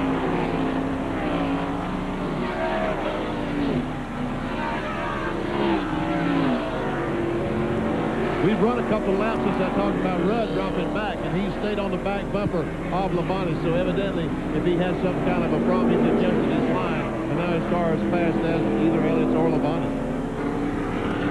Well, here comes Martin closing up on the back bumper. Hey, maybe he's the fastest car on the racetrack right now. He's top 5 running nose to tail out there.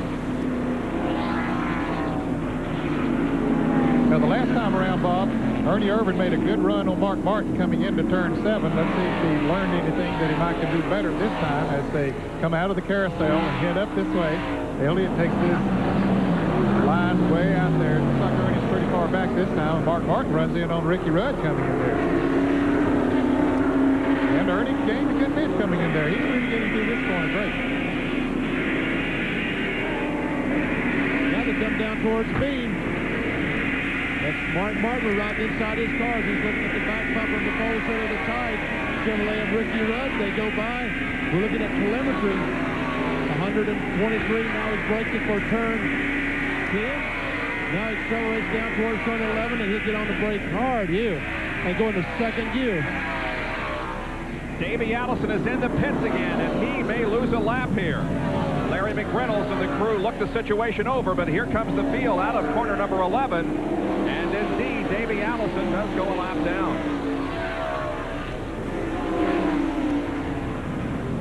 The defending champion of this race and the current NASCAR Winston Cup points leader sits on pit road. Mark Martin just out of the top 10 in Winston Cup points. And here is Richard Petty, who has spun in turn number 11 as the field comes by and avoids collision with him. loses positions, but stays on the lead lap. Let's take a look at it again. Well, he and Bill Schmidt might have gotten together there a little bit, touched, and Richard spins around. Hey, it doesn't take much. You're so near out of control when you go around that turn that just the least little tap can send you on around. And that's what looks like happened, just a little bit of a tap from Bill Schmidt. Now, folks, that is Harry Melling's car, the Melling Performance Automobile that Bill Parsons has driven, Dave Mader's driven, and last week was driven by Chad Little. We brought the car here for Bill Schmidt, who's been the West champion 3 or 4 times, and let him give a shot at the Miami car. Yeah, he has quite a bit of experience on the road courses because he does compete regularly in the Winston West Series. There's Elliott continuing to lead this Mart Supermarkets 300-kilometer race. We'll show you the top 15 as we go to break. 39 out of 74 laps have been completed. 5 in Winston Cup points. On the right, where they're running in this race this afternoon, Allison is 35th, a lap down, and he's still in the pits. Gann is 19th, Earnhardt is 6th, Bill Elliott is 1st, and Alan Kowicki is currently running 10th. Now, if we were to accumulate the points right now, and if the race were to end right now, Davey Allison would still have the points lead, but only by 4 points. Can't get much closer than that, can it, Bob? For sure. But, of course, this race is not over yet, so there's no telling what will happen between now and then. Boy, these first 5 cars are just running like they're tied together with a string, aren't they? I was thinking about that, and these cars are awfully evenly matched. I don't see anyone that just basically has any kind of an advantage. And I mentioned Terry Labonte's car earlier. I mentioned Terry Labonte's car a moment ago. That is an Oldsmobile, Bob. Rusty Wallace and Tom Kendall are running together out there on our Armorall in-car camera with Rusty Wallace, 2 definite road course racing experts. Right now, Tom Kendall, although he is running in 15th position, I don't think is up to what he had hoped to perform here this afternoon. And of course, Wallace is trying to move through the field. Rick Mast is in car number 1. He's not doing too bad for a guy that you don't think of as a road course racer.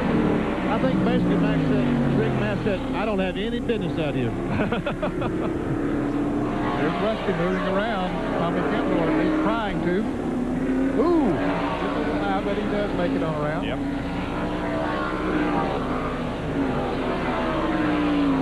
That's a good pass.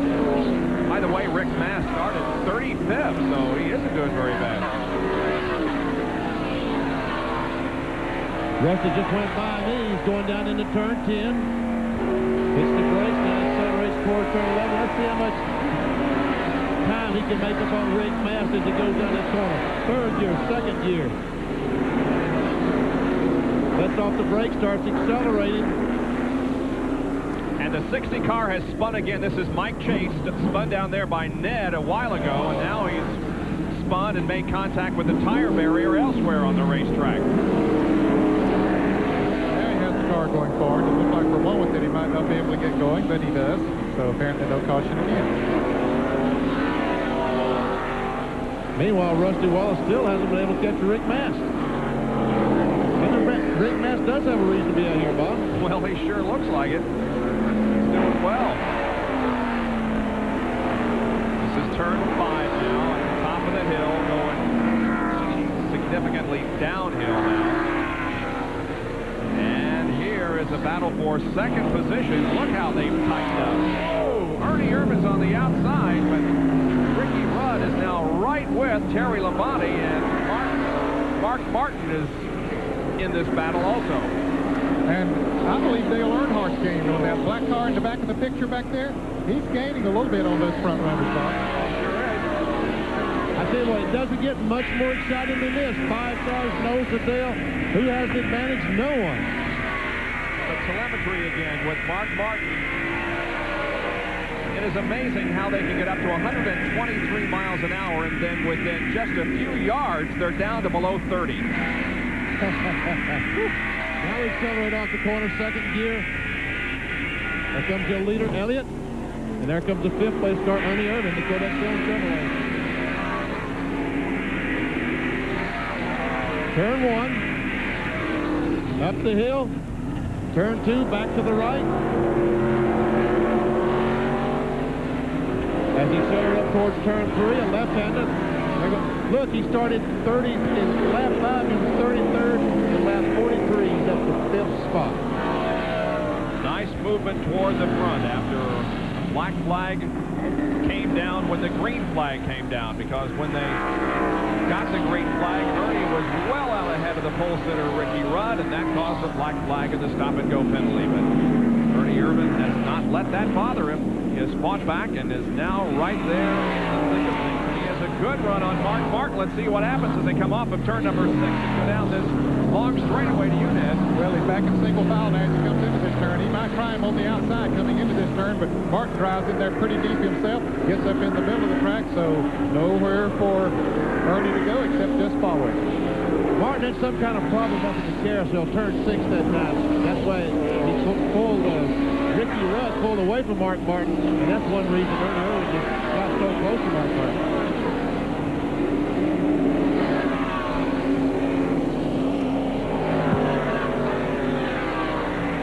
That was Finn coming off turn 6. Ron Hornaday is fun, but looks like he's going to get the car going again.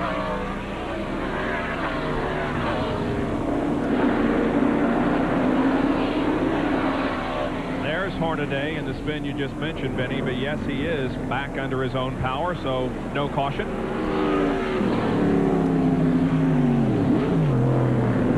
Locking up those brakes, headed to turn number 7. Meanwhile, we go back up. Oh, and here's a car spinning off. That's the number 44 machine driven by Jack Sellers. Very slight contact with the tires. But if he can't get that car fired, Bob, as close as he is to the racetrack, that'll probably mean a caution. We'll check and see now. It's looking. It looks like he has it moving a little bit. Yeah, he's trying to move away. Now he is. Yeah. But can he get it back? The leaders pass by. Yet, we'll keep an eye on that situation and see if it develops into a full course caution. Meanwhile, Irvin and Mark Martin continue to battle for that 4th spot.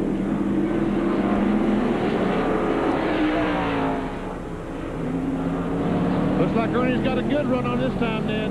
Well, he's still behind him coming in there, and he's going to try up on the outside. But Mark is using about the center of the racetrack, and it doesn't give Ernie any options coming in there. Certainly not an option to go on the outside, and so he holds him off. Well, it sure is interesting, Ned, to watch the various lines in that turn. Everybody's got his own, it seems like. Yes, Bill Elliott's using the highest line of anyone that I've seen. Lefty Wallace uses a pretty high line, depending on where he is in traffic. But Mark Martin's running about the center. Ricky Rudd runs down low coming in here. So does Terry Labonte. And Mark Martin, as you said, running about the center. And that's about where Ernie Irvin runs here. The top 5 continue to run in the same order. It is Elliott, Labonte, Rudd, Martin, and Ernie Irvin. And not too far behind, lurking in 6th position, is Dale Earnhardt. We'll be back with more live coverage in a moment from Sonoma. California, the Save Mart Supermarket 300-kilometer race, Sears Point International Raceway. They're the top 5 as they pass by once again and complete, or about to complete, another lap. That will be lap number 46, and there is Dale Earnhardt, who is running in 6th position. I thought for a while he was gaining on those front 5, Bob, but I don't think he is now.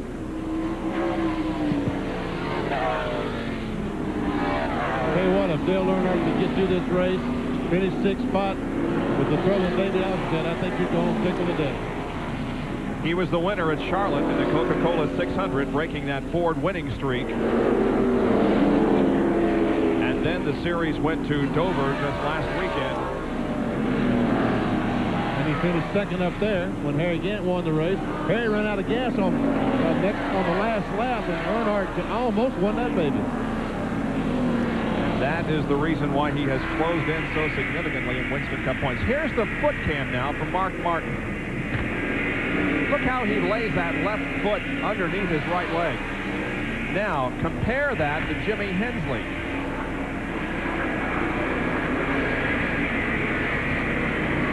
Foot-to-foot action here. There we see Mark Martin. He's going to upshift, so he'll use the clutch to upshift. He's not using the clutch to downshift. So he shifted into 3rd gear as he starts down the S's. Now he'll just play with the gas and the brake pedal as he goes through the S's. He goes by me, he nails liters of gasoline and shifts into fourth gear. And look at Hensley using that right foot to brake. His left foot is resting on the clutch. He uses that right foot to brake. And Hensley will be making a pit stop in the Prop Arctic number 66. And John Kernan is right there. Well, it was a stop-and-go penalty. Jimmy had been in just a few laps earlier as he heads back down pit road right now. He'd had a transmission problem, had to jack the car up and fool around with the linkage to get it unstuck. It was stuck in third gear. Now comes down, taking his penalty, stop-and-go, and is back on the racetrack. 31st position. That's where Jimmy Hensley running right now. Our Phillips 66 in-car camera at work. There's Ken Schrader just ahead in the Kodiak Chevrolet. 12th position at the moment. Another Autolite field summary for you. There's the top 5. This is how they were running last lap, and Hensley will probably be shown in the incorrect position because of the pit stop this lap.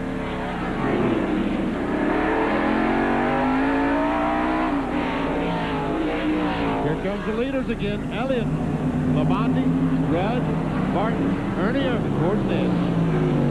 Still in the same single file positions that they've been coming in here every time. Nobody's able to do much with them. Of course, there might not be any reason to take a big chance here at this point of the race, although we're well past the halfway point, but still, they got another pit stop to make, so they don't want to be taking any big chances.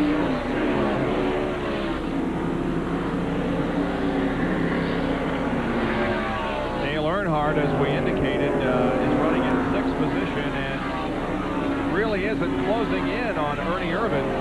In fact, I think maybe he doesn't want to, Bob. Yeah. Maybe he wants to stay back that far in case a couple of these guys collide. He's got plenty of time to hit the brakes and dodge these fellas, whichever way they go. Yeah, if he feels the car's working well for him, why he may just want to stay back there for a few more laps. And there's nobody really pressing him. You see the car number 42 of Kyle Petty back there. And here's Sterling Marlin making a pit stop, perhaps in Schedule 1.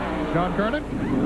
Well, I think the fuel pressure just dropped just a little bit. As we said earlier, if you run out of gas on this racetrack out on the course, you are out of luck. Sterling was going to fit in a few more laps. Mike Beeman said they had a fuel pickup problem all weekend long. They thought they had it fixed, but apparently not. They will change 4 tires. They will still need one more stop for fuel. So these guys are going to have their fingers crossed that they will get a caution before this race comes to an end. But Sterling is down and away. When the other drivers come in, it'll move him up in the field, but he will need a caution after that happens.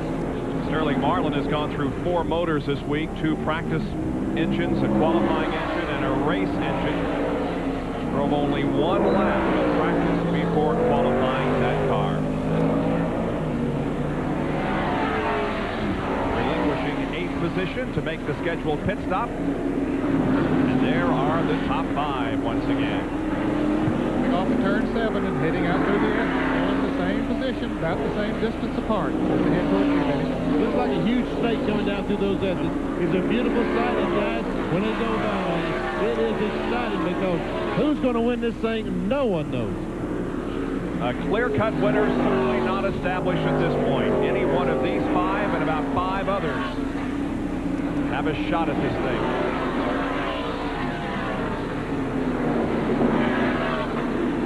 John Krebs in the 99 car is the one that Bill Elliott will be passing here in just a moment to put another lap on as we once again have the Ford telemetry in the car of Mark Martin. Our finish line, 136 miles an hour. He hits the brakes, goes into turn 1, goes up the hill.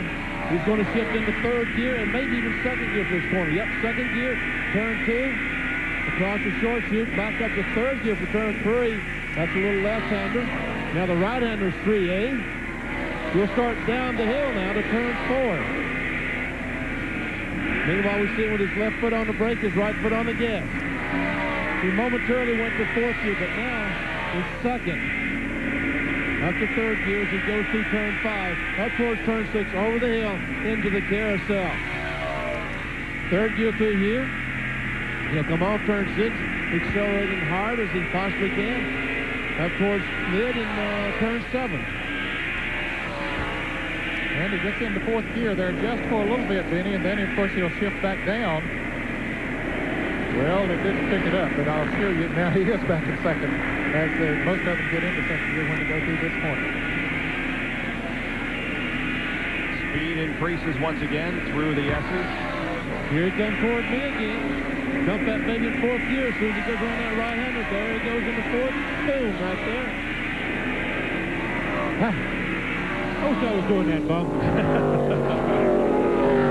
Well, they look fun to you, but I'd rather be where I am. Elliott, Lee, Labonte, Rudd, Martin, and Ernie Irvin at Sears Point. In commercial break, Terry Labonte came in for a pit stop. Jerry Punch in Bill Elliott's pit. And the final scheduled pit stop for the Budweiser Ford driver, Bill Elliott, the leader here at Sears Point International Raceway. So we'd expect to see him change at least 2 tires, right side tires. And now that big red Ford comes along, and they will change all 4 tires. Left side lug nuts coming off, clean the windshield. They want to get it very full of fuel. You don't want to take any chances, even though it's got a pretty good window here today. The 5 car, also Ricky Rudd's Tide Crew, left side tires on the Ricky Rudd car, the Chevrolet of Rudd, the Tide machine. Now left side tires going on the Budweiser Ford of Bill Elliott. Left side tires on, Elliott is down and away. And here comes Ricky Rudd. The scramble back to turn 1. It'll be Elliott inside, and they head back up the hill. That should be the final pit stop for these guys. We're now set for the end of the race as 51 laps have been completed. And we see the black car, Dale Earnhardt, right there behind these guys, so he gained just a little bit on that exchange of pit stop, Bob. Earnhardt came in when Terry Labonte did while we were away on the commercial break. These 2 guys will be coming in pretty shortly, I expect. Mark Martin now the leader of the race, and Ernie Irvin is second, but they will need pit stops before too long. Let's see if they come in next time around. And I tell you what, you don't want to stay out there as long as you possibly can. You want to stop as quick as you can, because right now, if they can go the rest of the way, if they stop and get 4 tires, the caution flag comes out, they'll stay on the racetrack and keep that track position. Both of them head for pit road. Jerry, they're headed for you again.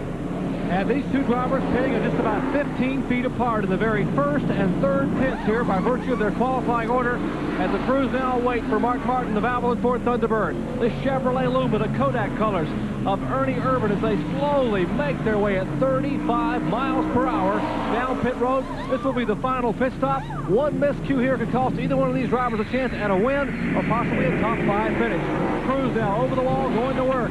It'll be 4 tires on both of these cars. Fuel cans going in. The car number 6, the Valvoline Ford, likewise putting fuel in the Kodak Chevrolet. They change right side tires in the Kodak car, right to the left side. They're already now on the left side of the Martin machine. Pitting just 15 feet apart. It's a race among 2 pit crews.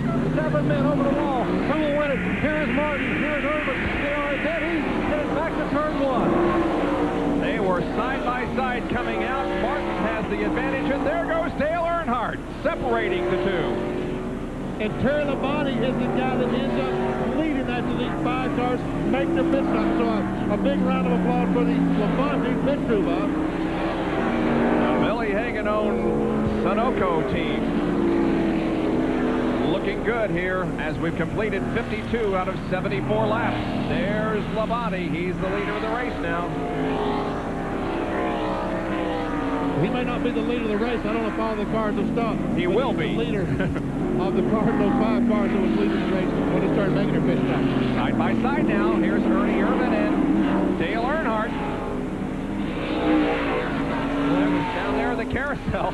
Yeah, that's a tough place to make a pass. Let's see what they do when they come into turn 7. He might still get him. Coming on the inside, Earnhardt backs off. There's Irvin going in there. And so Irvin has the position.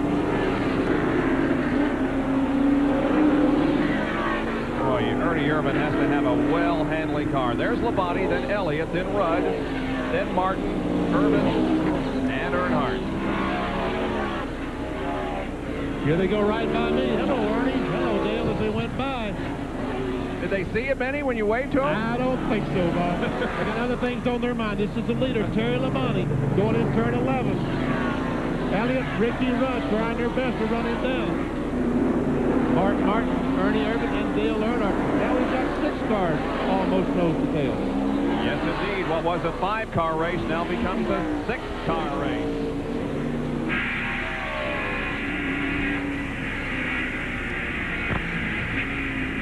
Well, the pit stops have been completed now, and we're set for the finish of the race. The 7 car of Alan Kulwicki, which was in the top 10, now comes in. John Kernan, he's right there with you.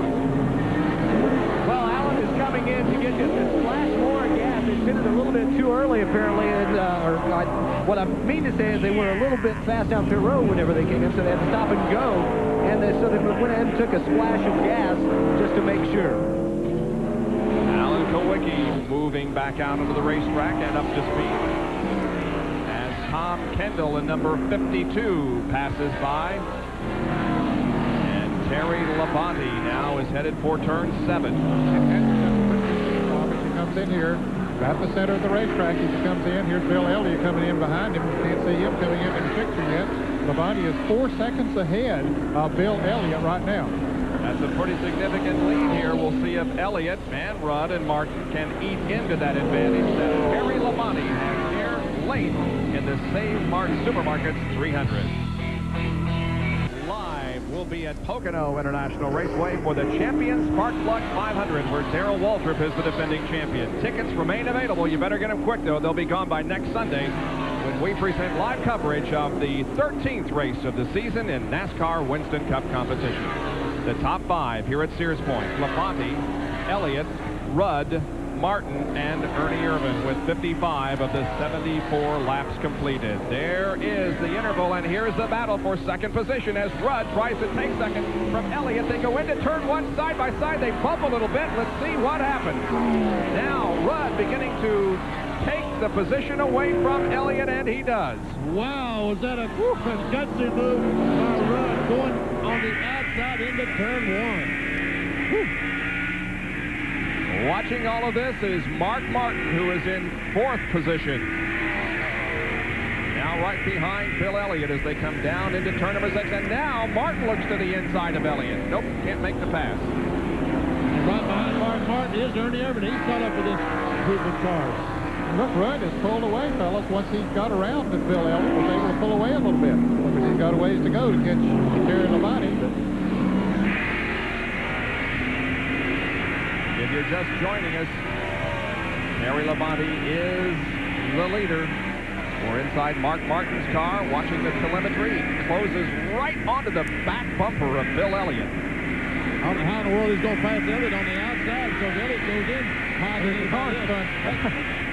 Did I see a car going the wrong way? Yeah, there is a car. It looks like the car number 51, Benny, that's front backwards here just off of turn 7. I thought something looked awful funny. Yeah. And he's off the track completely now with his nose down sort of in the ditch as he tried to get it going, but he's still moving a little bit. I don't know if he'll be able to get that thing going or not. It could cause a full course caution, but I believe he's going to get it going. Yep. Now, look, Ernie Irvan here. Mark Martin in 3rd position now. He passes Bill Elliott. Elliott's going from 2nd back to 4th. He evidently got a set of tires that was not to his liking. I mean, the regular tires, they don't change in size, but evidently something's changed on the car. So Bill Elliott dropping back here. Now Ernie Irvan is right on Elliott's back bumper, trying to take over the 4th spot. Our Western Auto race recap: Terry Labonte had led 5 of the 56 laps, 3 caution periods for a total of 7 circuits. Not bad at all for Sears Point. 28 cars on the lead lap, 7 leaders and 6 lead changes at an average speed, a record average speed of 79.20 miles an hour. The lap leaders: Rudd, Kulwicki, Wallace Gant, Elliott, Martin Labonte, all picking up 5 bonus Winston Cup points. Those out of the race, only 3: Greg Sachs, Herschel McGriff, and Irv Hare. Now, the mechanic of the year standings: Tim Brewer from Elliott's team is on top by 10 over Tony Glover from Ernie Irvan's team. And look at Irvan and Elliott battling on the racetrack, and Irvan takes over 4th position. Yeah, he does, very easily coming into the turn. And meanwhile, Terry Labonte has moved away to a 4 7/10 second lead. Remember, about 2 laps ago, he was 4 seconds ahead, moving away. Terry Labonte has won 2 road course races. Most recently at Riverside in 1985. And he won a Busch Grand National. He won a Busch Grand National race at Watkins Glen last year. John Kernan has a report from the pit area on Terry Labonte's most recent pit stop. Bob, actually, I wanted to talk about his two most recent pit stops. We always talk about how important the job that these guys do in the pits is just incredibly important because they can make up a lot of valuable time in here. The first pit stop that they did, 18.9 seconds. The last pit stop, 20.8. While some of these other teams were doing pit stops in 22 seconds, they were almost a second faster, and we see where that has put him out in front of the pack with a clear track, and we can see what Terry's able to do. There are 27 cars on the lead lap, and running in 27th position is right there, Davey Allison. So Terry is about to put Allison a lap down. Now, the fans will remember, Bob, that we said Davey went a lap down, but see, all the others have pitted since then, so that put him back in these laps, but now he is about to go.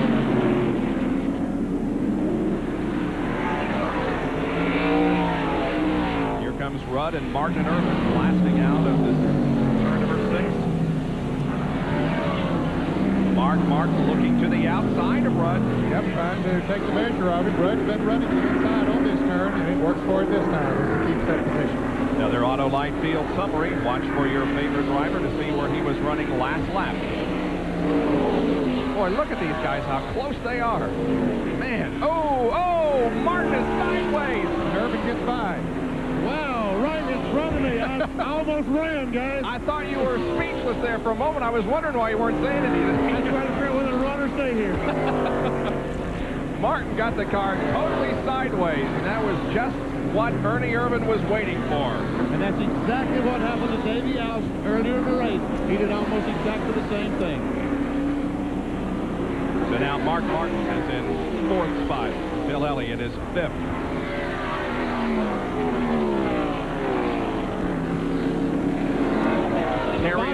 Labonte's having all kinds of problems getting by Davey Allison. This could play these other guys' hands.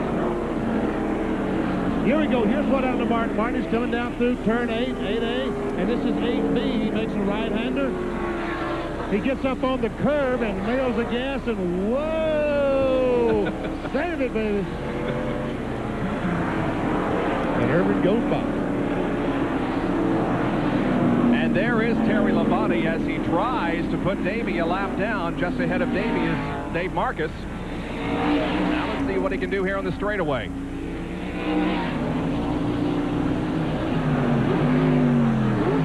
That slower car is out there, Dave Marcus. Oh, they're 3 wide through there. Yeah, almost, but Labonte backed off. He said that's not the place to be. Meanwhile, those other guys are gaining on him back there, and he knows it. He needs to get around these 2 cars. He gets around Marcus, but he's been following Allison for a couple of laps, and it just hasn't been able to get around Davey Allison. Here comes Davey right by me. Here comes 2nd, 3rd, 4th. Ricky Rudd, Ernie Irvin, and Mark Martin. And 2nd, 3rd, and 4th have definitely been able to close up on Labonte as he's been unable to get around Davey Allison. Here they are in turn 11. Now Irvin looking to the outside of Ricky Rudd. Trying to get him a good line so he can get some acceleration off the corner. Now Labonte's on the inside of Davey Allison going up in the corner. In turn 1, not where you want to be, is there? Davey just won't give up. Now he does. Labonte passes him, putting Davey Allison a lap down in 25th position. And around. Davey spins. And then spinning in front of those other cars, but he catches it before he goes back out on the racetrack. The Winston Cup points leader having his problems here at Sears Point. Now, that was a tremendous advantage for Labonte because those other drivers had to slow down to make sure they didn't run into Davey. Here comes Allison trying to get back on Labonte, stay in the lead lap. He goes in the corner just a little bit too much, goes around, he can't catch it. Now, here comes Rudd and Irvin. They got to hit the brakes because they're afraid that Davey may go back across the racetrack in front of them. So they slow down. Big break for Labonte. Well, let's see. He's coming by here right now, Benny. He was at one time 4 7/10 seconds here at Rudd, and he's 3 5/10 seconds right now. And now we may see Terry again stretch out the advantage over 2nd, 3rd, and 4th position. There are your top 5. We'll be right back at Sears Point. In NASCAR Winston Cup Racing, Terry Labonte in car number 94 is the leader of the race. Here is Ernie Irvin, who's locking him up, but he has taken over 2nd position from Ricky Rudd. Rudd is 3rd, Martin is 4th, and And in 5th position is Bill Elliott. Now, how did Ernie get 2nd position? This is how he did it. Going down in turn 4, downhill. He just pulls over, goes in the corner, out brakes, Rudd gets position. There's not much Ricky can do except back off. But he did at least save the position because Mark Martin had some ideas to follow Ernie Irvin through there. He was not able to do it. So it's Labonte and Irvin now, 1st and 2nd. As Martin tries to go to work on Ricky Rudd. We'd like to congratulate Fred Litton of Hollywood, Florida, for correctly naming Bill Elliott as the winner of the Gillette Halfway Challenge. Fred wins a new Chevrolet Lumina Z34 valued at over $18,000. Congratulations to Fred Litton. 57-year-old, what he describes as NASCAR fan forever, and I'm sure he's going to be a NASCAR fan now. I guarantee he is. Ricky Rudd trying to get by Trickle. Look at this. Here we go. They split the difference with Dick Trickle, and Martin comes out with 3rd. This is down in turn 4. Here we go in turn 5. Ricky Rudd trying to get back on Martin, but so far he can't do it. Go over the hill down towards turn 6. The carousel. Now they accelerate back up towards 7. Let's see. Coming off 6. Now then, who has more horsepower than this? We'll find out then. Well, the difference, and I believe, in the horsepower of those cars, Vinny. As they come into turn 6 here, Martin has the advantage. Meanwhile, Rudd's lead is dwindling. He's under 3 seconds now as Ernie Irvin is gaining on him. Bill Elliott was running 2nd. He has dropped back to 4th, and now Ricky Rudd, who was running 2nd, has dropped back to 3rd position, or rather 4th position. Elliott back to 5th. There's our 5th place car, Bill Elliott. You know, we divide this racetrack into 2 parts. The technical part, which means a lot of shifting and uphill and downhill and corners, and then the fast part, which is over by Benny, the S's, and up here toward the starting line. Now, in the technical portion, look who's the fastest in our Big A Auto Parts on-track interval. It is Rusty Wallace with 65.1 second lap. Rudd was 65.3 and Labonte 66.6. This was on lap 59. Now compare that to the fast section of the course, where the fastest lap was turned in by Ricky Rudd at 37.7, Labonte at 37.9, and Wallace 38.0, and then the total on the right showing that Rudd had overall the fastest lap when you consider the technical and the fast, and Rusty Wallace with the 2nd fastest lap. So Labonte leads, but isn't necessarily the fastest on the racetrack, at least on lap 59. Ernie Irvin is indeed closing in on Terry Labonte as we watch Bill Elliott here running in 5th spot. One time it appeared as if Bill might be able to win this race, but has dropped back. Now there is Terry Labonte, and Ned, they are getting close. Yeah, he has gotten down to 1 7/10 seconds. So Ernie Irvin is definitely the fastest car on the racetrack right now. Well, I tell you what, it's a good thing Ernie got black flagged at the beginning of this race. We'd had a terrible show. He would have driven off, huh? Yeah, you're right about that. But I'm sure he certainly didn't want to be black flagged and have to fight his way back from the very back of the pack all the way to the front. He's not to the front yet. He's only in 2nd place, but he is gaining on the leader. Passing Bill Schmidt there in corner number 11. There's Ernie Irvin, 2nd position. Here's Jerry. Gentlemen, I spoke with Ernie just before he climbed in the car at the beginning of the race, and he was so excited, so pumped up about running this race today. He said, AJ, this is the same car we won with at Watkins Glen last August.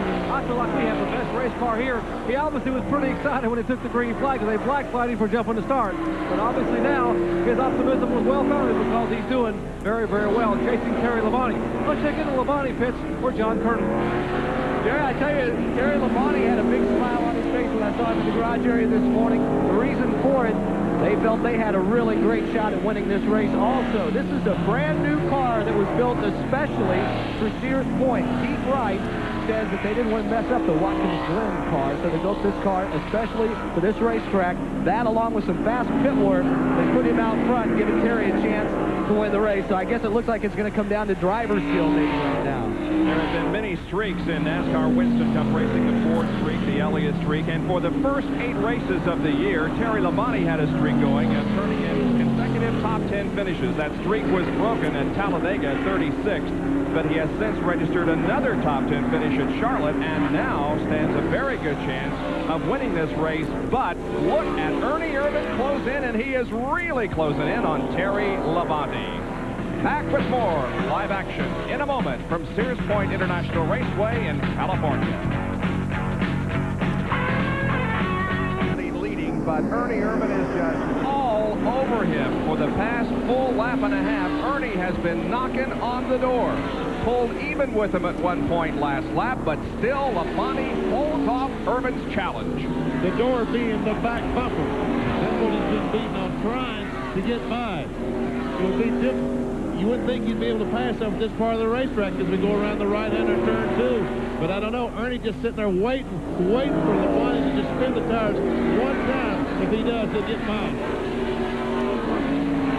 Let's take a quick look at where the top 5 in Winston Cup points are running. Allison, 29. Gant, 17. Earnhardt is 6th. Elliott back to 5th. And Alan Kowicki, 5th in Winston Cup points, is running in 16th position at the moment. Ernie Irvan is trying to become the driver to win 2 consecutive road course races. He won last August at Watkins Glen. Now trying to make it 2 wins in a row on a road course here at Sears Point. Once again, accelerated up towards Sid. What about this time? Well, I don't know. He's going to try to look on the outside. The body going low. Now, Ernie dips down to the inside. Don't believe he's going to be able to do anything with him. Now, remember, fellas, Ernie came from almost 5 seconds behind and ran him down. But catching somebody and passing him. Here they come by me. Labonte makes that right-hander, goes by, drops in his 4th gear. Ernie goes by in 4th gear. They go down towards turn 10. Brake. Now accelerating towards turn 11. Got to get through this corner good so that Ernie doesn't beat him down to turn 11. Let's see. Who got it, Bob? Not yet. Labonte still holds the lead. And 66 laps are about to be completed. Less than 10 to go.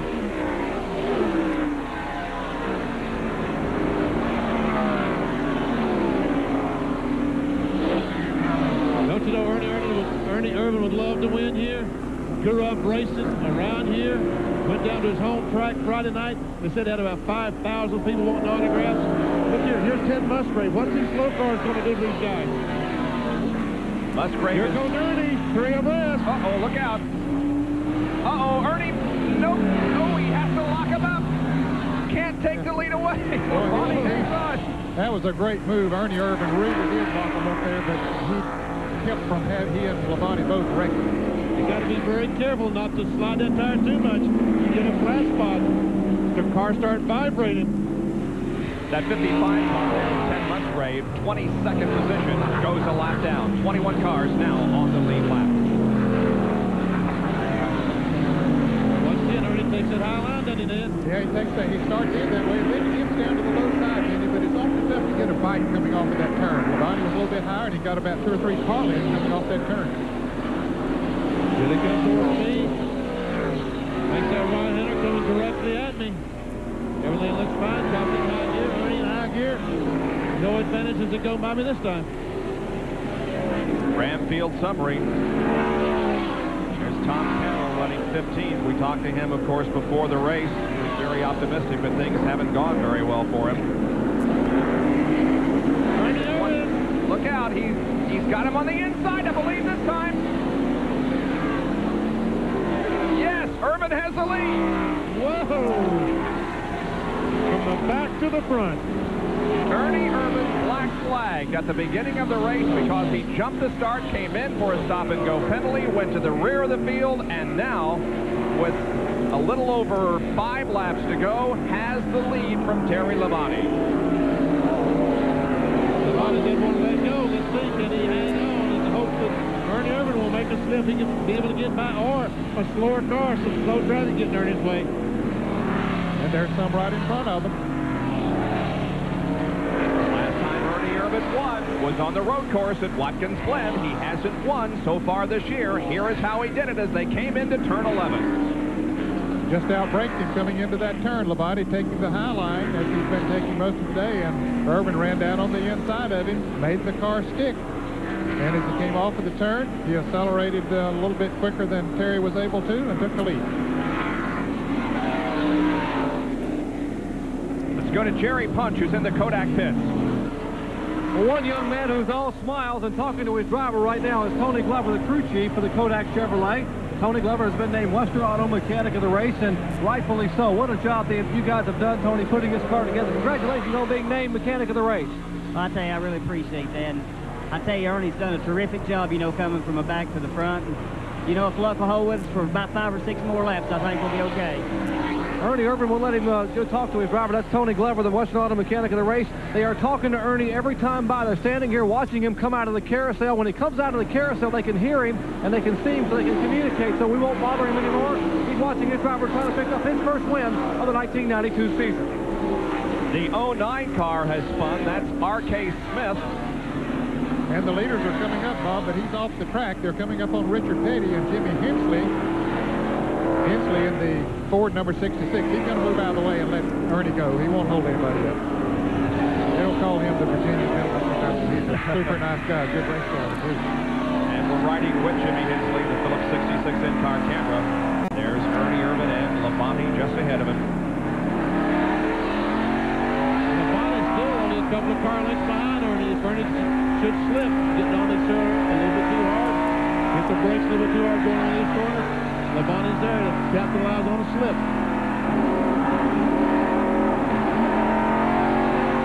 Ernie Irvin is 13th in Winston Cup points. He's only had 3 top 10 finishes this year.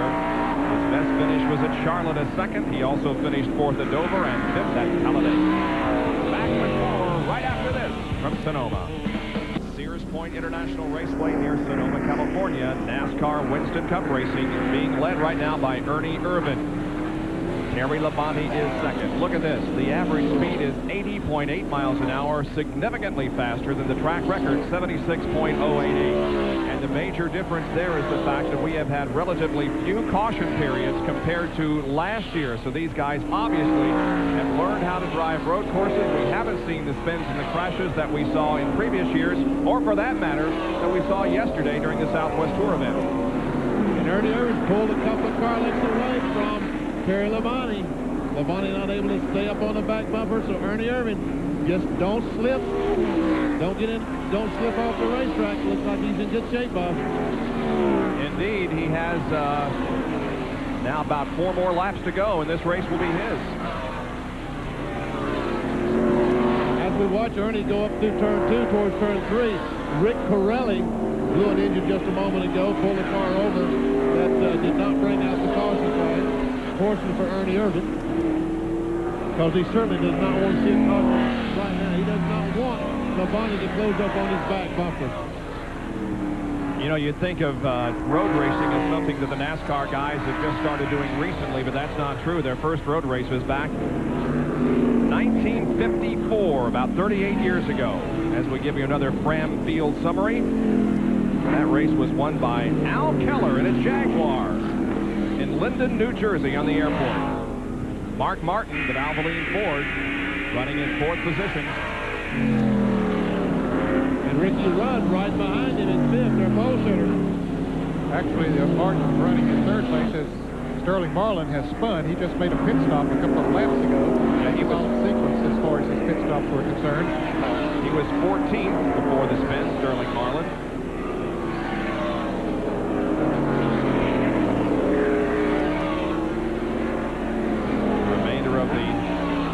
As it stood in the last lap. Greg Sachs will finish in 43rd position. He was the first out of this race.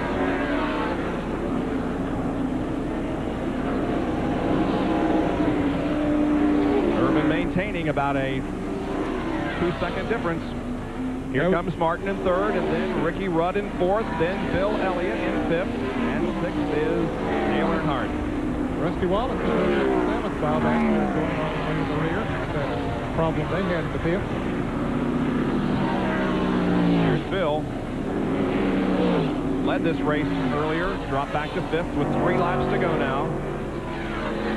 He stands to pick up some Winston Cup points coming into this race. 117 behind in 4th position, and there is Dale Earnhardt, who is 3rd in points going in, 99 behind, and Earnhardt, as we said, is currently 6th.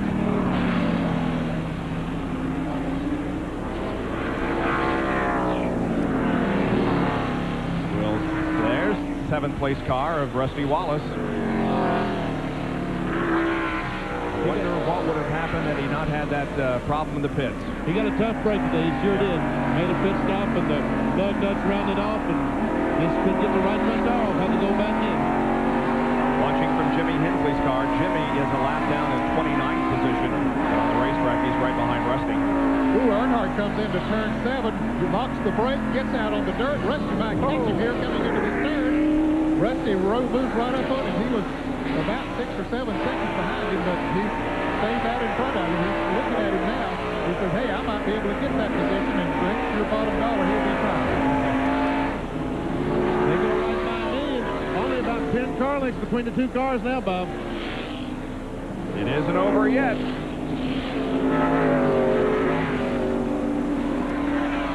Let's see what happened now to Earnhardt. Okay, he came in there and he locked the front brake, Bob, and it just scooted right out onto the dirt, and he couldn't get it for a little while, get it back on there, and he was running awfully slow once he got back on the pavement. So Rusty gained about 5 or 6 seconds on him in that little maneuver. Here's Wallace shifting from our Armor All in-car camera as he pursues Dale Earnhardt for 6th position. Boy, a great job by Rusty Wallace. And a car has spun in turn 11. That's the Quaker State Ford driven by Brett Bodine. He was in 10th spot. Boy, he's just sitting there hopelessly losing positions. Now he finally is able to get back. Well, you see those tire marks on the side of him, and here's Wally Dallenbach making a spin. And he was running in 26th. Well, there's the Bodine brothers. Oh, how about that? The Bodine brothers was contesting the 10th spot and got in the corner and got together, looks like. And, ooh, Ernie ran over that curve. That's not very good, Ernie. Stay in the middle of the road right now. Just hang in the middle of the road, and you're all right. He's driving like a man possessed. He definitely has extended the interval between himself and Terry Labonte. Now he heads down for turn number 11. The Kodak Film Chevrolet, driven by Ernie Irvin. 2 wins in 1991, none so far in 92, but today could be the day as the Kodak crew looks on, and the white flag is displayed to Ernie Irvin. He's on his last lap. Ernie Irvin on his last lap, headed for victory at Sears Point. 2nd consecutive road course win. He won at Watkins Glen last year.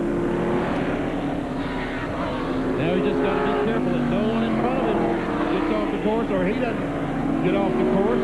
Well, one just got off the course up here in turn 7, Benny, but he's way off the course. I don't think he's going to bother anything. That's the 09 car of R.K. Smith. He came in here hot and just went completely off the racetrack. He's out of harm's way, though. I don't think he put down any oil or anything that way. Ernie Irvin coming over the hill, headed down through the carousel for the final time. Through turn number 6 now, out onto the straightaway, and Ned, you can see him.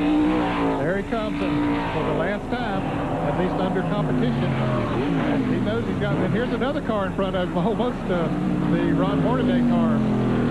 Locking the brakes, a lot of smoke there. He had to give Ernie an anxious moment, but he got his car headed through that corner the way it needed to be. Headed right down towards Benny Parsons in turn 8. Here it comes, no problem. Left-hander. Now back to the right. Coming directly at me. Congratulations, Ernie. Dropped in 4th gear. Here comes Terry Labonte. Ernie Irvin about to win his 4th Winston Cup event. He comes down toward turn number 11, his final difficult area of the racetrack that he must negotiate before accelerating to the start-finish line, in this case the finish line. Here he is, Ernie Irvin, off of corner number 11. He sees the checkered flag from starter Doyle Ford, and here it is, the checkered waves, and Ernie Irvin has won the Save Mart Supermarkets 300 from Sears Point International Raceway. Here's the battle now. for the 6th spot. Dale Earnhardt trying to hold off Rusty Wallace as they come through turn number 11. And it appears as if Dale Earnhardt will hang on. Rusty gives it one last shot, can't do it. Dale Earnhardt finishes in 6th position, Wallace 7th.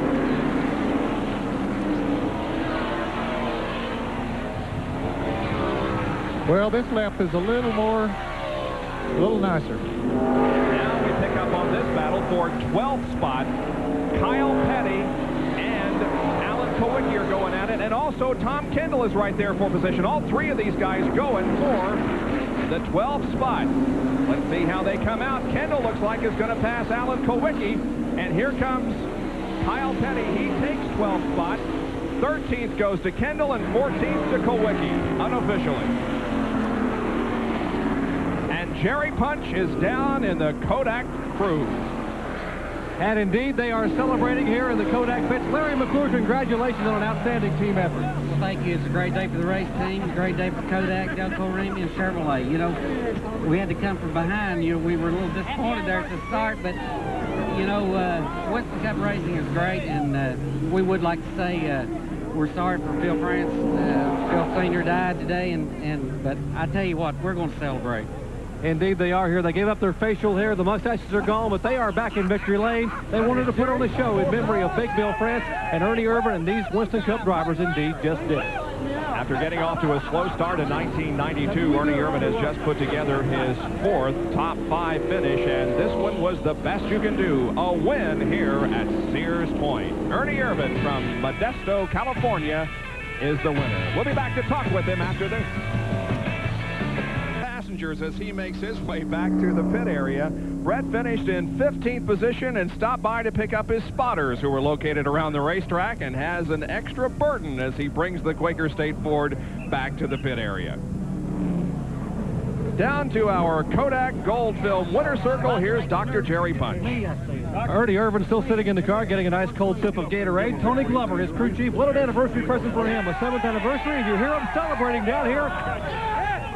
Modesto, California native Ernie Irvin gets out. Ernie, congratulations on an outstanding effort. I tell you, you know, we had a bad start there at the start. I went when the green flag dropped, and evidently that's not when you go. But, you know, Tony just kept me calm all day, and we had a good race car. And I don't know how we did it, but we did. You ran, it was unbelievable the way you were able to run them down and pick them off one by one. The last few laps, did you get a little over anxious maybe going after Terry Labonte? Well, I got the thing that heated up the rear tires real bad, but, you know, Terry was running off hard too, so he's eating his up. You know, it's a shame, you know, we lost Bill France Sr. this morning, and it seems like every time I win a race, we're going to dedicate it to somebody. I want to dedicate it to him. He's the founder of NASCAR, and if it wasn't for him, I couldn't be doing what I'm doing today. Has to be especially rewarding winning one out here in front of the home folks out here near Modesto, California. It is. You know, there's a lot of California people here, and it just goes to show you can come from California and win on the East Coast, and you come back to California and win in California. I owe it all to Kodak, Chevrolet, Delco Remy, and all the guys on my crew. They did me a great job. Ernie Irvin picking up his first win of 1992. And the celebrations will begin now in victory lane as Ernie Irvin wins his first of the 1992 season and his 4th overall in his NASCAR Winston Cup career. We'll be back to talk about this race and talk with some more of the competitors. We have a new record in this race, 81.7 miles an hour. Is brought to you by the First Brands Corporation, makers of STP Son of a Gun Protected. 1 year ago, June 9th, 1991, Richard Petty crashes just past turn 1. Hearts stop as fans wait until the King manages a meager wave as he emerges from the wreck. That Sears Point was a really hard lift. You know, come around the corner there and something happened. Anyhow, I wound up getting behind on my steering or something, but I run right hit on in the, what I thought was some tires. Had a bunch of tires back there. But the big deal was once you got through the tires, there was a cement wall there, and it just went bam and stopped. And we was probably running 100 mile an hour when I hit the wall, and it just stopped. And it broke my left leg, and it tore the ligaments and stuff in my left leg. And it was a deal that I'm still have to, when I get up, I have to sort of put them in gear to get them to go. Terry Labonte, second place. Here's John Kernan. Bob, Terry's talking to some the newspaper reporters who are covering the event from around the country. Terry, you guys gave it one heck of a shot today. Ernie finally got around you down there in turn 11. Did you let up a little bit? Did you go in too hard, maybe? No, I was pushing a little bit, I guess, in turn 10, and he had a pretty good run at me, and he was catching me pretty fast. I knew it was going to be hard to hold him off as many laps as we had to go, but, you know, hey, our car ran pretty good. I said before the race, if we can just finish this thing, I'd be happy, and the guys had a great pit stop. We weren't bad. We were close. We were just off a little bit. Second place finish, I believe the best of the year for you. You know, you had that string early in the year where you were finishing the top 10 week after week after week. Are you starting that string over again? I hope so. Maybe it'll be top 5s this time. Second place finisher, Terry Labonte. Now let's go to Bill Elliott, who's with Dr. Jerry Punch. And Bill had to come to victory lane, and even though he didn't win the race, and he's smiling here, Bill, you're going to pick up some money from some fine folks at Gillette. Well, at least we got halfway anyway. You know, all the fine folks at Gillette put up a good award. You know, I was beginning to wonder there. Labonte was pressing me awful hard there halfway. But there at the end, my car just got just a little bit tight, and it seemed like it came to those guys. And when we were able to race, I just couldn't do nothing with them. You've become one heck of a road racer. Well, that Budweiser, Amoco, Ford, Tim Brewer, and all the guys, they did a fantastic job. You know, kept a car on the racetrack all day long. You know, we didn't have any problems. We stayed on course and did what we had to do. Bill Elliott, 5th today, 3rd in the Winston Cup point standings.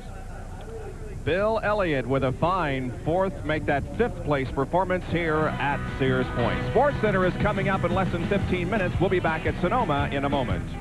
Sears Point, Ernie Irvan wins, Terry Labonte 2nd, Mark Martin finishes 3rd, then Ricky Rudd, and finishing 5th was Bill Elliott.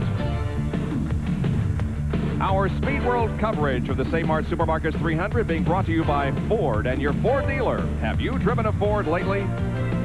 By Autolite Spark Plugs, guaranteed for 2 years, no matter how far you go.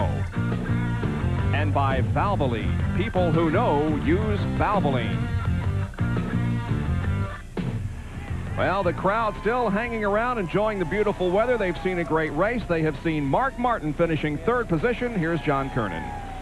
Mark's hanging out here in the cool shade, having a nice drink of ice water. Mark, you tell me you couldn't have done any better than that.